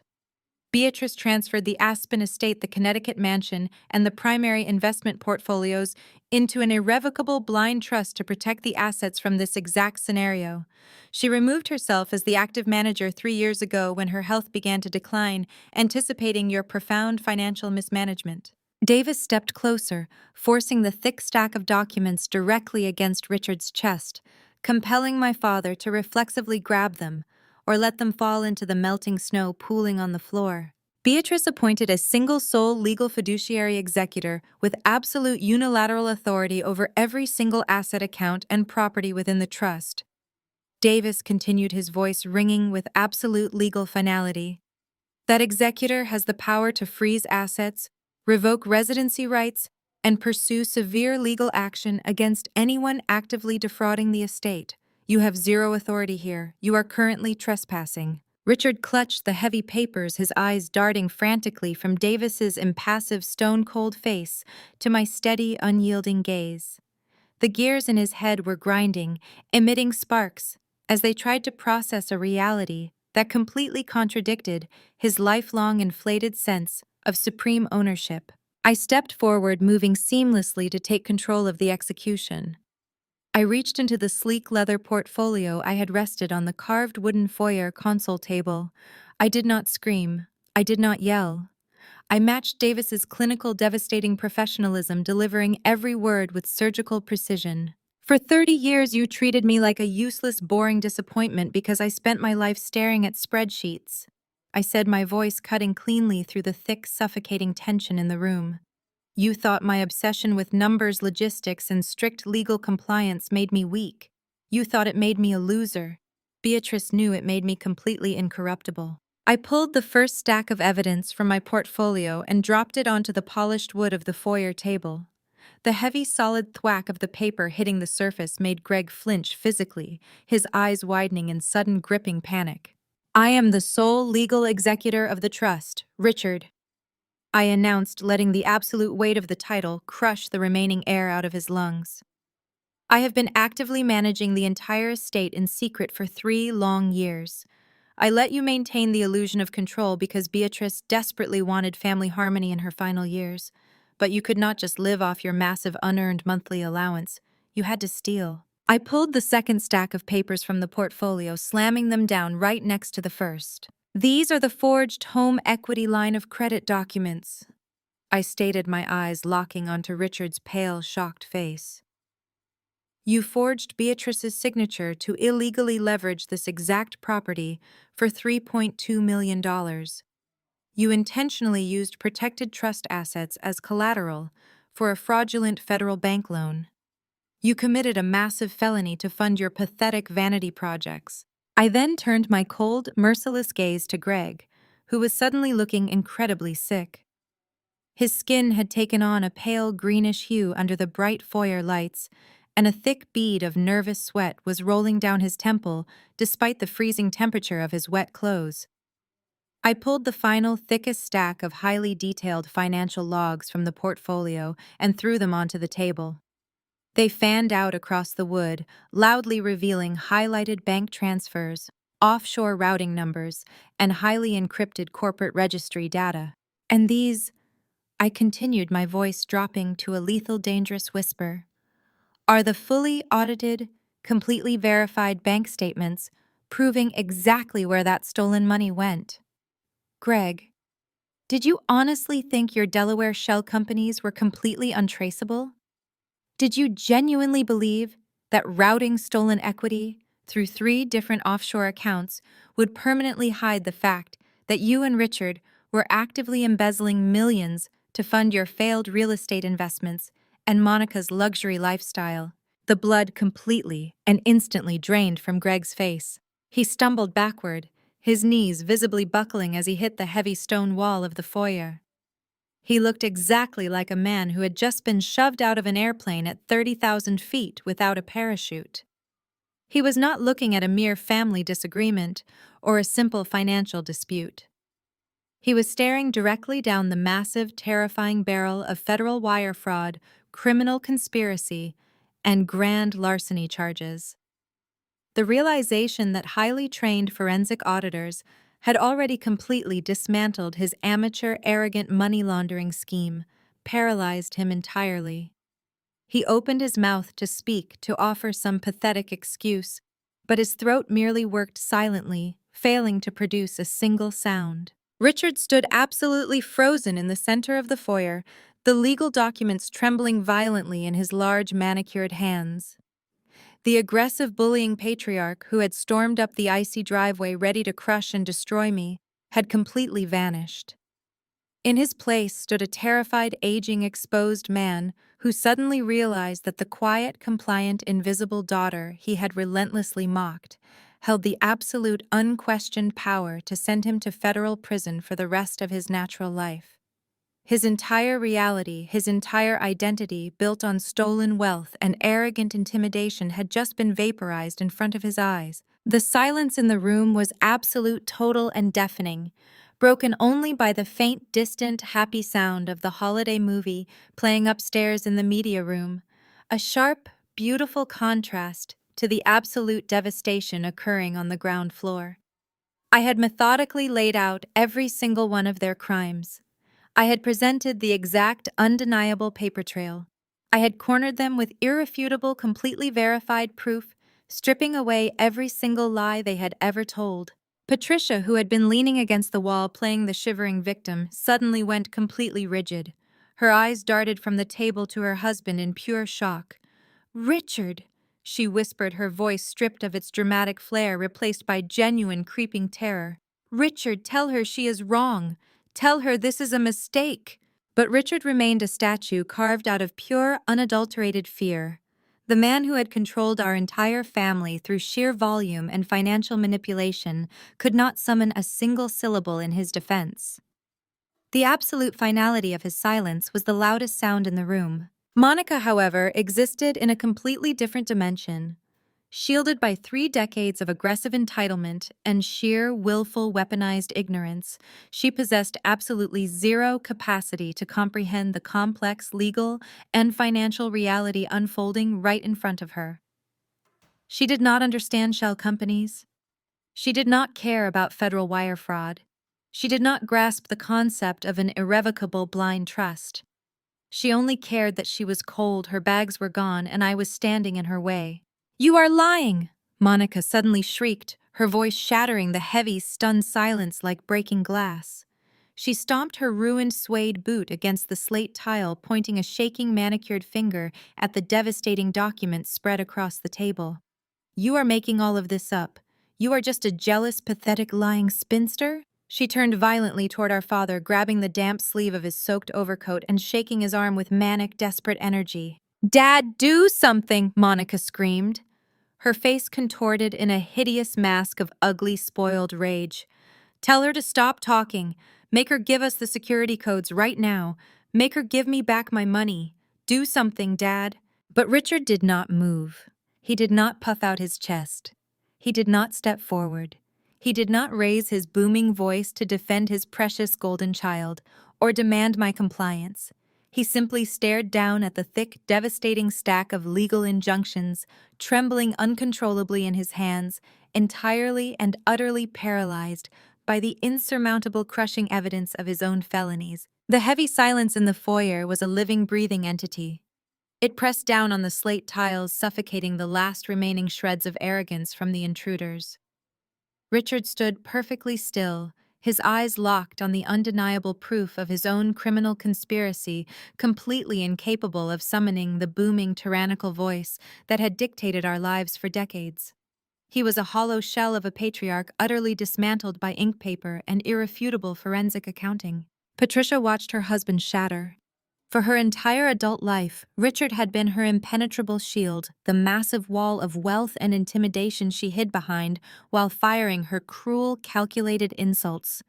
Now that wall had crumbled into dust. She looked at Greg, who was violently trembling, actively hyperventilating as the reality of federal prison loomed before him.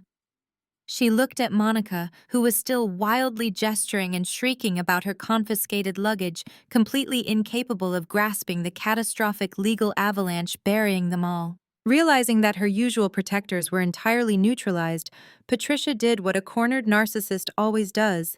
She immediately shifted tactics. The transformation was chilling to witness. The aggressive, shivering victim act vanished in an instant. She smoothed the front of her damp, ruined cashmere coat, pulling her shoulders back and forcing her trembling facial muscles into a mask of maternal warmth.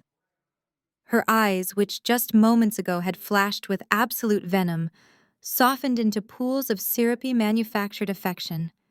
She took a slow, calculated step toward me, reaching out a hand as if to gently stroke my arm. "Bethany, sweetie." She began, her voice dripping with a sickening artificial sweetness that made my skin crawl. "Let us just take a breath. We are your family. We are your parents. You are upset and you have every right to be stressed about the finances, but you would not put your own parents out on the street over a simple misunderstanding." I did not step back. I simply stared at her outstretched hand until she awkwardly let it drop to her side. "A misunderstanding." I repeated, my voice devoid of any emotional inflection. "You consider forging Beatrice's signature on a federal banking document to extract $3.2 million a misunderstanding. You consider setting up offshore shell companies to launder stolen equity a simple family dispute." Patricia offered a weak, condescending laugh, the kind she usually reserved for dismissing the waitstaff at her exclusive country club. "You know how your father is with investments, darling. He was just moving some capital around to secure the family legacy. It was all for the family. For your future, for Monica future. You are taking this entirely out of context. We can sit down right now, have a glass of wine, and sort out this silly paperwork. You do not need these aggressive lawyers intimidating your own flesh and blood." She took another step closer, her voice dropping to a conspiratorial, intimate whisper. "You have always been so sensible, Bethany. Do not let these corporate suits manipulate you into destroying your family. We love you. We are all we have." I looked at the woman who had birthed me, the woman who had spent 35 years meticulously ensuring I felt entirely worthless, invisible, and unloved. She was attempting to use the very concept of family she had weaponized against me to save herself from federal prosecution.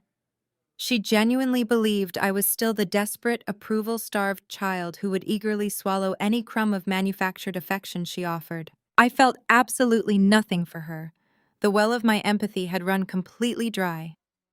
"I am simply making space, Mom," I said, my tone reflecting the freezing mountain blizzard raging just outside the heavy oak door. Patricia's smile faltered, her eyes darting back and forth across my face, searching desperately for the compliant, subservient daughter she was used to controlling. "What are you talking about, sweetie? We have plenty of space. This cabin is massive. We can all stay here together and have a beautiful Christmas. You told me there was not enough room for me in this family."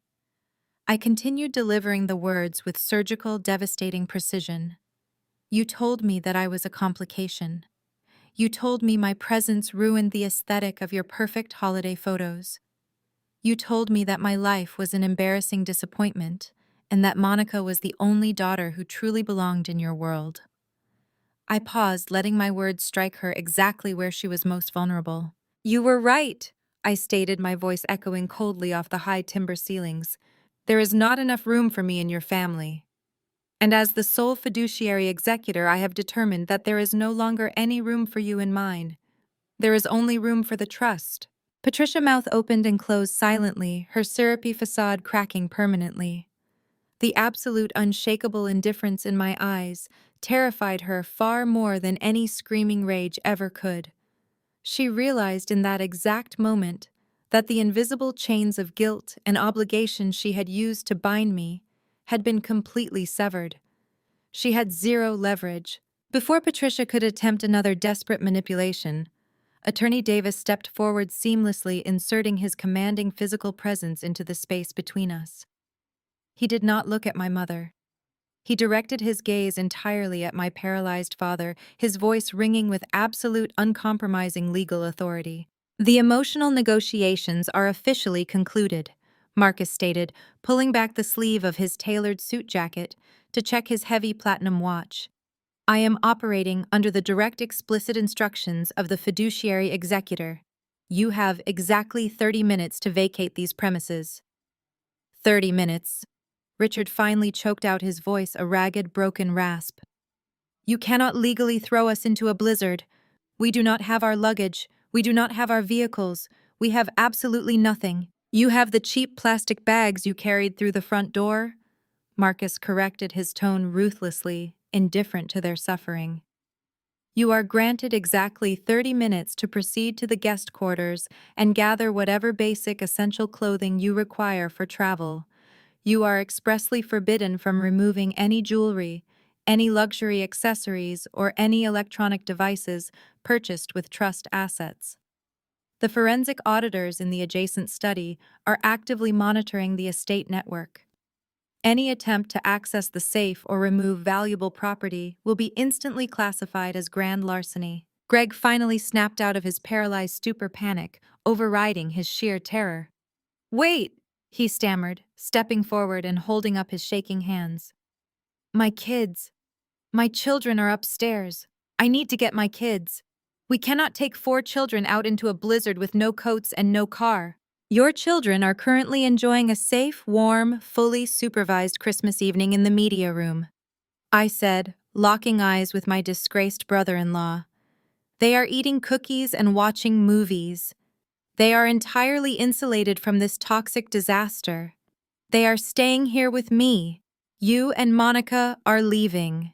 Monica let out a blood-curdling, hysterical shriek. "You cannot steal my children, you psychopath. I am their mother. I will call the police. I will have you arrested for kidnapping." "I sincerely encourage you to dial emergency services," Monica Marcus intervened, his voice sharp and lethal. "The local county sheriff is a personal friend of the firm. In fact, his deputies are already parked at the base of the mountain waiting for my signal. If you do not vacate this property in exactly 28 minutes, the sheriff will arrive to formally escort you off the estate for criminal trespassing. And while he is here, I will gladly hand him the federal evidence of your husband money laundering operation. He can arrest you for felony fraud right on the front porch. Would you like me to make that call right now?" Monica's jaw snapped shut. She looked at Greg, her eyes wide with manic, uncomprehending terror. Greg aggressively grabbed her arm, his face completely devoid of color. "Shut up, Monica," he hissed, his voice trembling with genuine fear. "Just shut your mouth before you send me to prison." The sudden vicious turning of the golden couple was spectacular to witness. The sheer pressure of the legal vice had immediately fractured their unified front. They were no longer the arrogant, superior duo who mocked my life choices. They were 2 terrified criminals actively turning on each other to save their own skin. Richard stared at Marcus, his broad chest heaving as he struggled to draw oxygen into his lungs. "This is my house," he whispered, the final pathetic remnants of his ego refusing to accept his total defeat. "I built this family. I built this empire. You cannot do this to me. I will fight you until my last breath. I will drag you through the courts for a decade. You have no capital to fund a legal defense." Richard Marcus stated, cleanly delivering the absolute fatal blow. "Your accounts are seized. Your assets are frozen. Your credit is completely destroyed. You cannot even afford to hire a public defender, let alone a corporate litigation team. You are entirely bankrupt. You have 26 minutes. I highly suggest you start walking toward the guest wing." The reality of their absolute, undeniable ruin finally crushed them. The fight completely drained from Richard's posture. His shoulders slumped and he looked suddenly frail, an old man entirely stripped of his stolen armor. Patricia began to weep openly, her sobs echoing pitifully in the grand foyer as the sheer magnitude of their poverty settled over her. Greg was actively pulling Monica toward the hallway, desperate to gather whatever scraps of clothing they were legally permitted to take before the sheriff arrived to ruin his life permanently. The chaotic scramble to the guest wing was just beginning. They were broken, humiliated, and entirely defeated. The execution was flawless. But before any of them could take more than 3 steps down the long, shadowed corridor, a sound stopped them dead in their tracks. It was the heavy, unmistakable sound of the solid oak double doors of the private study sliding forcefully open on their recessed brass tracks. The thick, heavy silence in the foyer snapped back into place instantly. Richard froze. Patricia gasped, her hand flying to her mouth. Monica and Greg turned around slowly, their eyes wide with sudden, gripping apprehension. Stepping out from the warm, golden light of the study, completely bypassing the 2 forensic auditors, who stood respectfully at attention behind her, was an elderly, sharp-eyed woman. She wore a pristine, impeccably tailored emerald green wool suit. Her silver hair was perfectly coiffed, her posture absolutely rigid, and her gaze held the terrifying, uncompromising power of a true, undisputed matriarch. It was Grandmother Beatrice. She stepped forward onto the slate tile of the foyer, leaning slightly on an ornate silver-handled walking cane. She did not look at me. She did not look at Marcus. She locked her sharp, piercing, furious eyes directly onto my father. "You have 25 minutes, Richard." Beatrice stated, her voice completely steady and ringing with absolute chilling authority. "And I suggest you spend every single one of those minutes praying I do not instruct my granddaughter to press federal charges before you reach the bottom of the driveway. Get out of my sight." The heavy, unyielding silence following Beatrice's command hung in the freezing air of the foyer like a physical weight. Richard stared at his mother, the towering, imposing patriarch instantly reduced to a trembling, terrified little boy. The ruddy color that had rushed to his face in anger just moments ago now drained away entirely, leaving a sickly pale gray sheen across his weathered skin. His hands, still clutching the damning legal documents, shook so violently that the thick paper rustled loudly in the quiet room. A puddle of melting snow pooled around his ruined Italian leather shoes, mirroring the complete collapse of his authority. He took a stumbling, hesitant step forward, dropping his aggressive, bullying posture and adopting a sickeningly desperate stoop. "Mother, please," Richard begged. His voice cracked terribly, a pathetic, high-pitched whine, completely replacing his usual booming, tyrannical tone. "You do not understand the market pressures. The commercial real estate sector was shifting rapidly. I was losing ground. I had to leverage the properties. I needed the liquid capital for family investments. I was protecting our legacy, Beatrice. I was trying to grow the portfolio so we could maintain our standing in the community. It was a temporary measure. I swear to you, it was only temporary. I was going to put the money back before anyone noticed." Beatrice did not even blink. She stood perfectly upright, radiating the kind of terrifying ancient power that built empires. She slowly raised one single elegant hand, her fingers clad in a pristine white glove, and the simple gesture silenced his pathetic rambling instantly. The sheer, concentrated disgust radiating from her sharp, intelligent eyes was a physical force pinning him against the heavy oak door. "Do not dare insult my intelligence by wrapping your pathetic, selfish greed in the guise of family investments," Beatrice stated. Her voice was a low, lethal hum that vibrated through the cold stone floor, carrying the absolute weight of a judge passing a death sentence. "You did not protect my husband's legacy. You raided it like a common street thief. You funneled millions into fraudulent offshore accounts to fund your wife's country club vanity projects and your own spectacular, humiliating business failures. You stripped this family of its dignity because you are a fundamentally weak, incompetent man." She turned her piercing gaze toward Patricia. My mother instantly shrank back against the wall, wrapping her arms around her ruined cashmere coat as if trying to physically disappear into the drywall. "And you, Patricia," Beatrice continued, her tone dripping with absolute aristocratic contempt. "I watched you for 30 long years. I watched you strut around my country clubs wearing my family name like a cheap imported accessory. You enabled his incompetence because you were terrified of losing your luxury cars, your designer bags, and your superficial social status. You watched your husband steal from his own mother, and you gladly spent the money while looking the other way. You are a parasite." Patricia let out a strangled, pathetic sob, hiding her face in her trembling hands, but Beatrice had already moved on. The elderly matriarch shifted her weight onto her silver-handled cane and turned her undivided attention to Monica. Monica stood frozen next to Greg, her eyes darting frantically around the grand foyer like a trapped feral animal looking for an escape route. "Then there is the golden child," Beatrice said, the title laced with pure, unadulterated poison. "Monica, you are a profoundly useless, entirely selfish creature. You treat those four beautiful, brilliant children like seasonal props. You parade them out for curated holiday photographs when it suits your manufactured social media brand, and then you shove them into dark hotel rooms with hired help the absolute second they become an inconvenience. You have never worked a day in your life. You have never contributed a single meaningful thing to this world." Beatrice took a deliberate, heavy step forward, planting her cane firmly on the wet slate tile. "You all thought you could push Bethany aside. You thought because she was quiet, because she was diligent, because she did not demand the spotlight and scream for attention that she was weak. You were spectacularly wrong. Bethany is the only person in this room who inherited my spine, my intellect, and my absolute refusal to tolerate incompetence." The matriarch stood tall, the undisputed queen of her empire, delivering her final binding decree.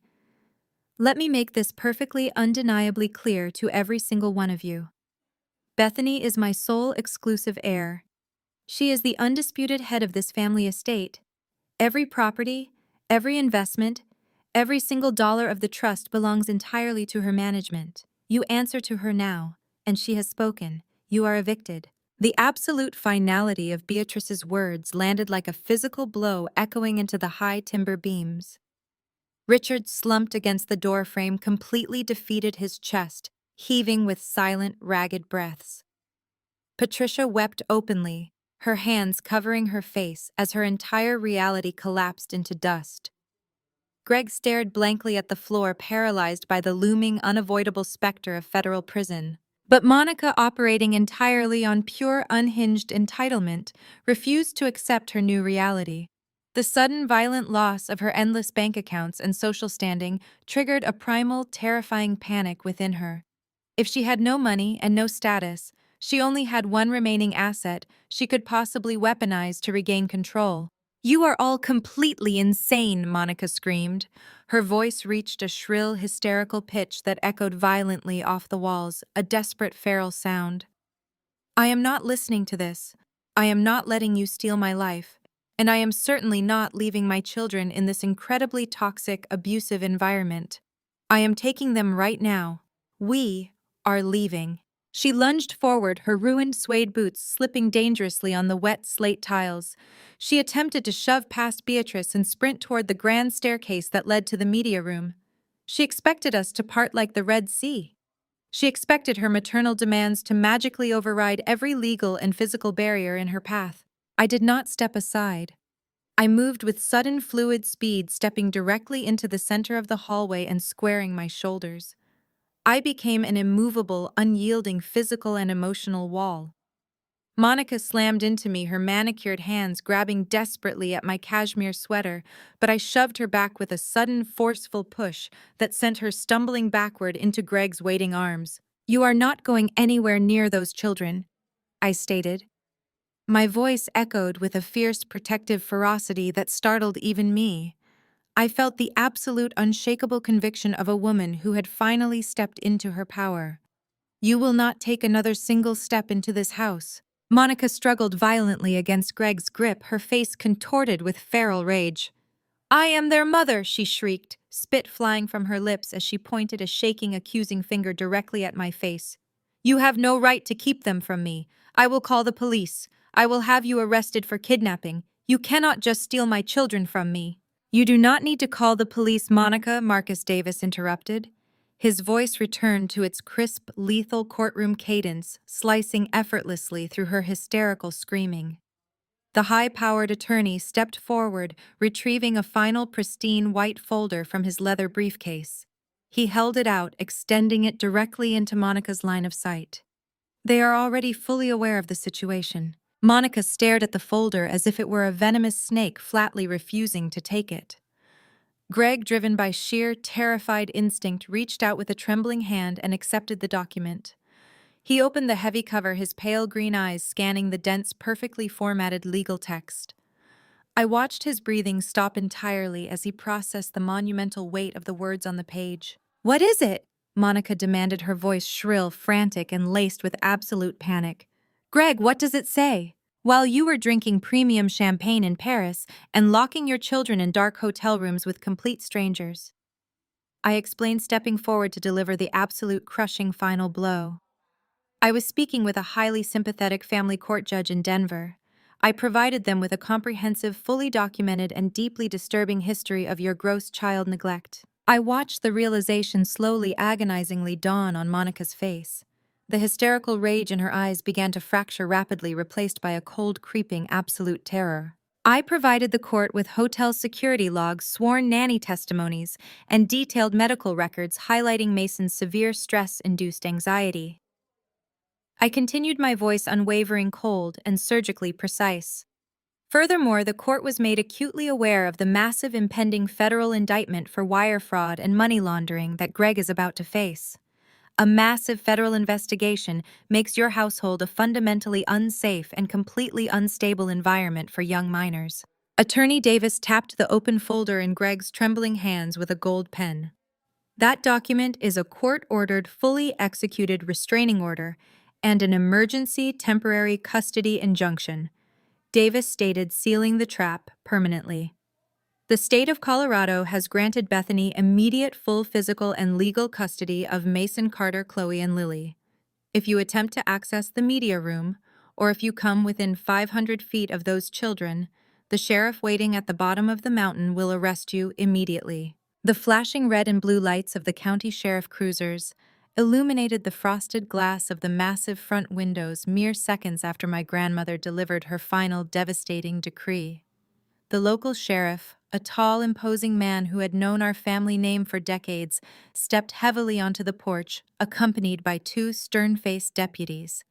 Marcus opened the door with smooth, practiced efficiency, quietly handing over the fully executed restraining orders and the formal, unyielding trespassing injunctions. The sheriff took one look at the stamped legal paperwork, then turned his hardened gaze toward my father. There was absolutely no preferential treatment offered. There was no deferential nod to Richard's former status or his loud, aggressive blustering. In the eyes of the law, he was simply a hostile trespasser refusing to vacate a private estate. The physical reality of their departure was a masterpiece of absolute, undeniable poetic justice. They were given zero leeway and absolutely no room for negotiation. Marcus and the two forensic auditors closely monitored their every frantic move as they scrambled through the luxurious guest wing. They were forced to hastily shove whatever basic sweaters, socks, and undergarments they could find into the cheap, flimsy plastic, duty-free bags they had carried from the airport terminal. They were entirely stripped of the imported designer luggage, the expensive gold watches, and the luxury vehicles that had always defined their superficial worth. When they finally returned to the grand foyer, they looked utterly broken, resembling refugees fleeing the total collapse of their own manufactured empire. The sheriff did not offer them a comfortable ride down the mountain in his heated cruiser. He simply pointed his heavy black flashlight toward the long, winding, ice-covered driveway. I stood shoulder to shoulder with Beatrice as we watched them walk out into the raging, unforgiving Colorado blizzard. Richard, the great and terrifying patriarch, slipped heavily on the top porch step, forced to catch himself awkwardly on the frozen wooden railing to avoid tumbling face first into the accumulating snow. Patricia wept hysterically, wrapping her thin, useless silk scarf around her face as the biting wind tore mercilessly through her unsuited clothing. Monica and Greg trailed behind their heads, bowed deeply against the relentless howling whiteout, dragging their pathetic plastic bags through the knee-deep snowdrifts. They were forced to walk the entire 2 miles down to the county road on foot, completely stripped of their stolen wealth, their corporate credit cards, and every last ounce of their weaponized dignity. The aftermath of that freezing night was swift, absolute, and flawlessly thorough. The digital guillotine that Marcus and I had engineered dropped with catastrophic, undeniable precision. Within 48 hours, the federal authorities, acting directly on the meticulously audited evidence I had provided, officially indicted Richard and Greg. The formal charges read like a masterclass in aggressive corporate greed, multiple counts of wire fraud, grand larceny, tax evasion, and criminal conspiracy. Because I had preemptively frozen and legally seized every single asset tied to the trust, they could not afford the high-powered defense attorneys they had always relied upon to bully their way out of trouble. They were assigned overworked, indifferent public defenders. Watching Richard, a man who once threw screaming, violent tantrums over improperly chilled first-class champagne, sitting in a stark, fluorescent-lit federal courtroom wearing a standard-issue orange jumpsuit, was a profound, surreal experience. His blustering arrogance had been completely hollowed out, leaving behind a terrified aging criminal who finally realized that his money could no longer shield him from the consequences of his actions. Greg fared no better, quickly turning state evidence against Richard in a desperate, pathetic attempt to reduce his own inevitable prison sentence. The financial and social annihilation of my mother and sister was equally absolute. Patricia, entirely stripped of her limitless platinum cards and her sprawling country club estates, experienced a brutal reality check that permanently shattered her fragile, snobbish worldview. To satisfy her mounting personal debts and afford rent on a cramped, aging apartment on the industrial outskirts of Denver, she was forced to enter the workforce for the very first time in her pampered life. The woman who used to ruthlessly mock my career choices was now standing on her swollen feet for 8 agonizing hours a day, wearing a stiff, unflattering polyester uniform, working as a retail cashier at a discount department store. She spent her days scanning barcodes and bagging cheap merchandise for the exact type of working-class people she had spent decades looking down upon. Her high society friends, the wealthy women she had spent her entire life trying to impress, instantly severed all contact the moment the federal indictments hit the local news cycle. Monica suffered a similar spectacular social death. Cut off completely from the trust, and facing the absolute destruction of her manufactured influencer brand, she was forced into a tiny, dilapidated studio apartment that smelled faintly of mildew and old cooking oil. Her highly curated aesthetic life vanished overnight. The luxury boutiques she once frequented now flagged her name for declined credit cards. Her followers abandoned her feeds, and the wealthy socialites she had desperately courted blocked her number, treating her like a highly contagious disease. She was entirely ostracized, left to sit alone in a cramped room with a view of a brick alleyway, marinating in the spectacular ruin she had brought upon herself through her own profound selfishness. While my former family fractured and burned in the fires of their own making, my priority remained exactly where it needed to be: protecting the children. The emergency custody injunction I had filed was quickly made permanent by the state. The family court judge, visibly appalled by the undeniable documented evidence of Monica's profound neglect and the looming reality of Greg's incarceration, did not hesitate to grant me full legal and physical custody of Mason, Carter, Chloe, and Lily. I officially became their legal guardian, their ultimate protector, and the mother they had always deserved to have. I immediately utilized my absolute authority as the fiduciary executor to establish an ironclad, heavily fortified educational and wellness trust specifically designed for the 4 of them. Marcus drafted the legal documents with ruthless precision, ensuring that the massive funds were permanently locked behind impenetrable layers of corporate security.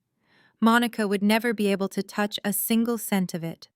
The money was strictly designated for their private schooling, their comprehensive health care, and their future stability, entirely insulated from their biological parents' toxic, destructive greed. The transformation in the children over the following months was nothing short of miraculous.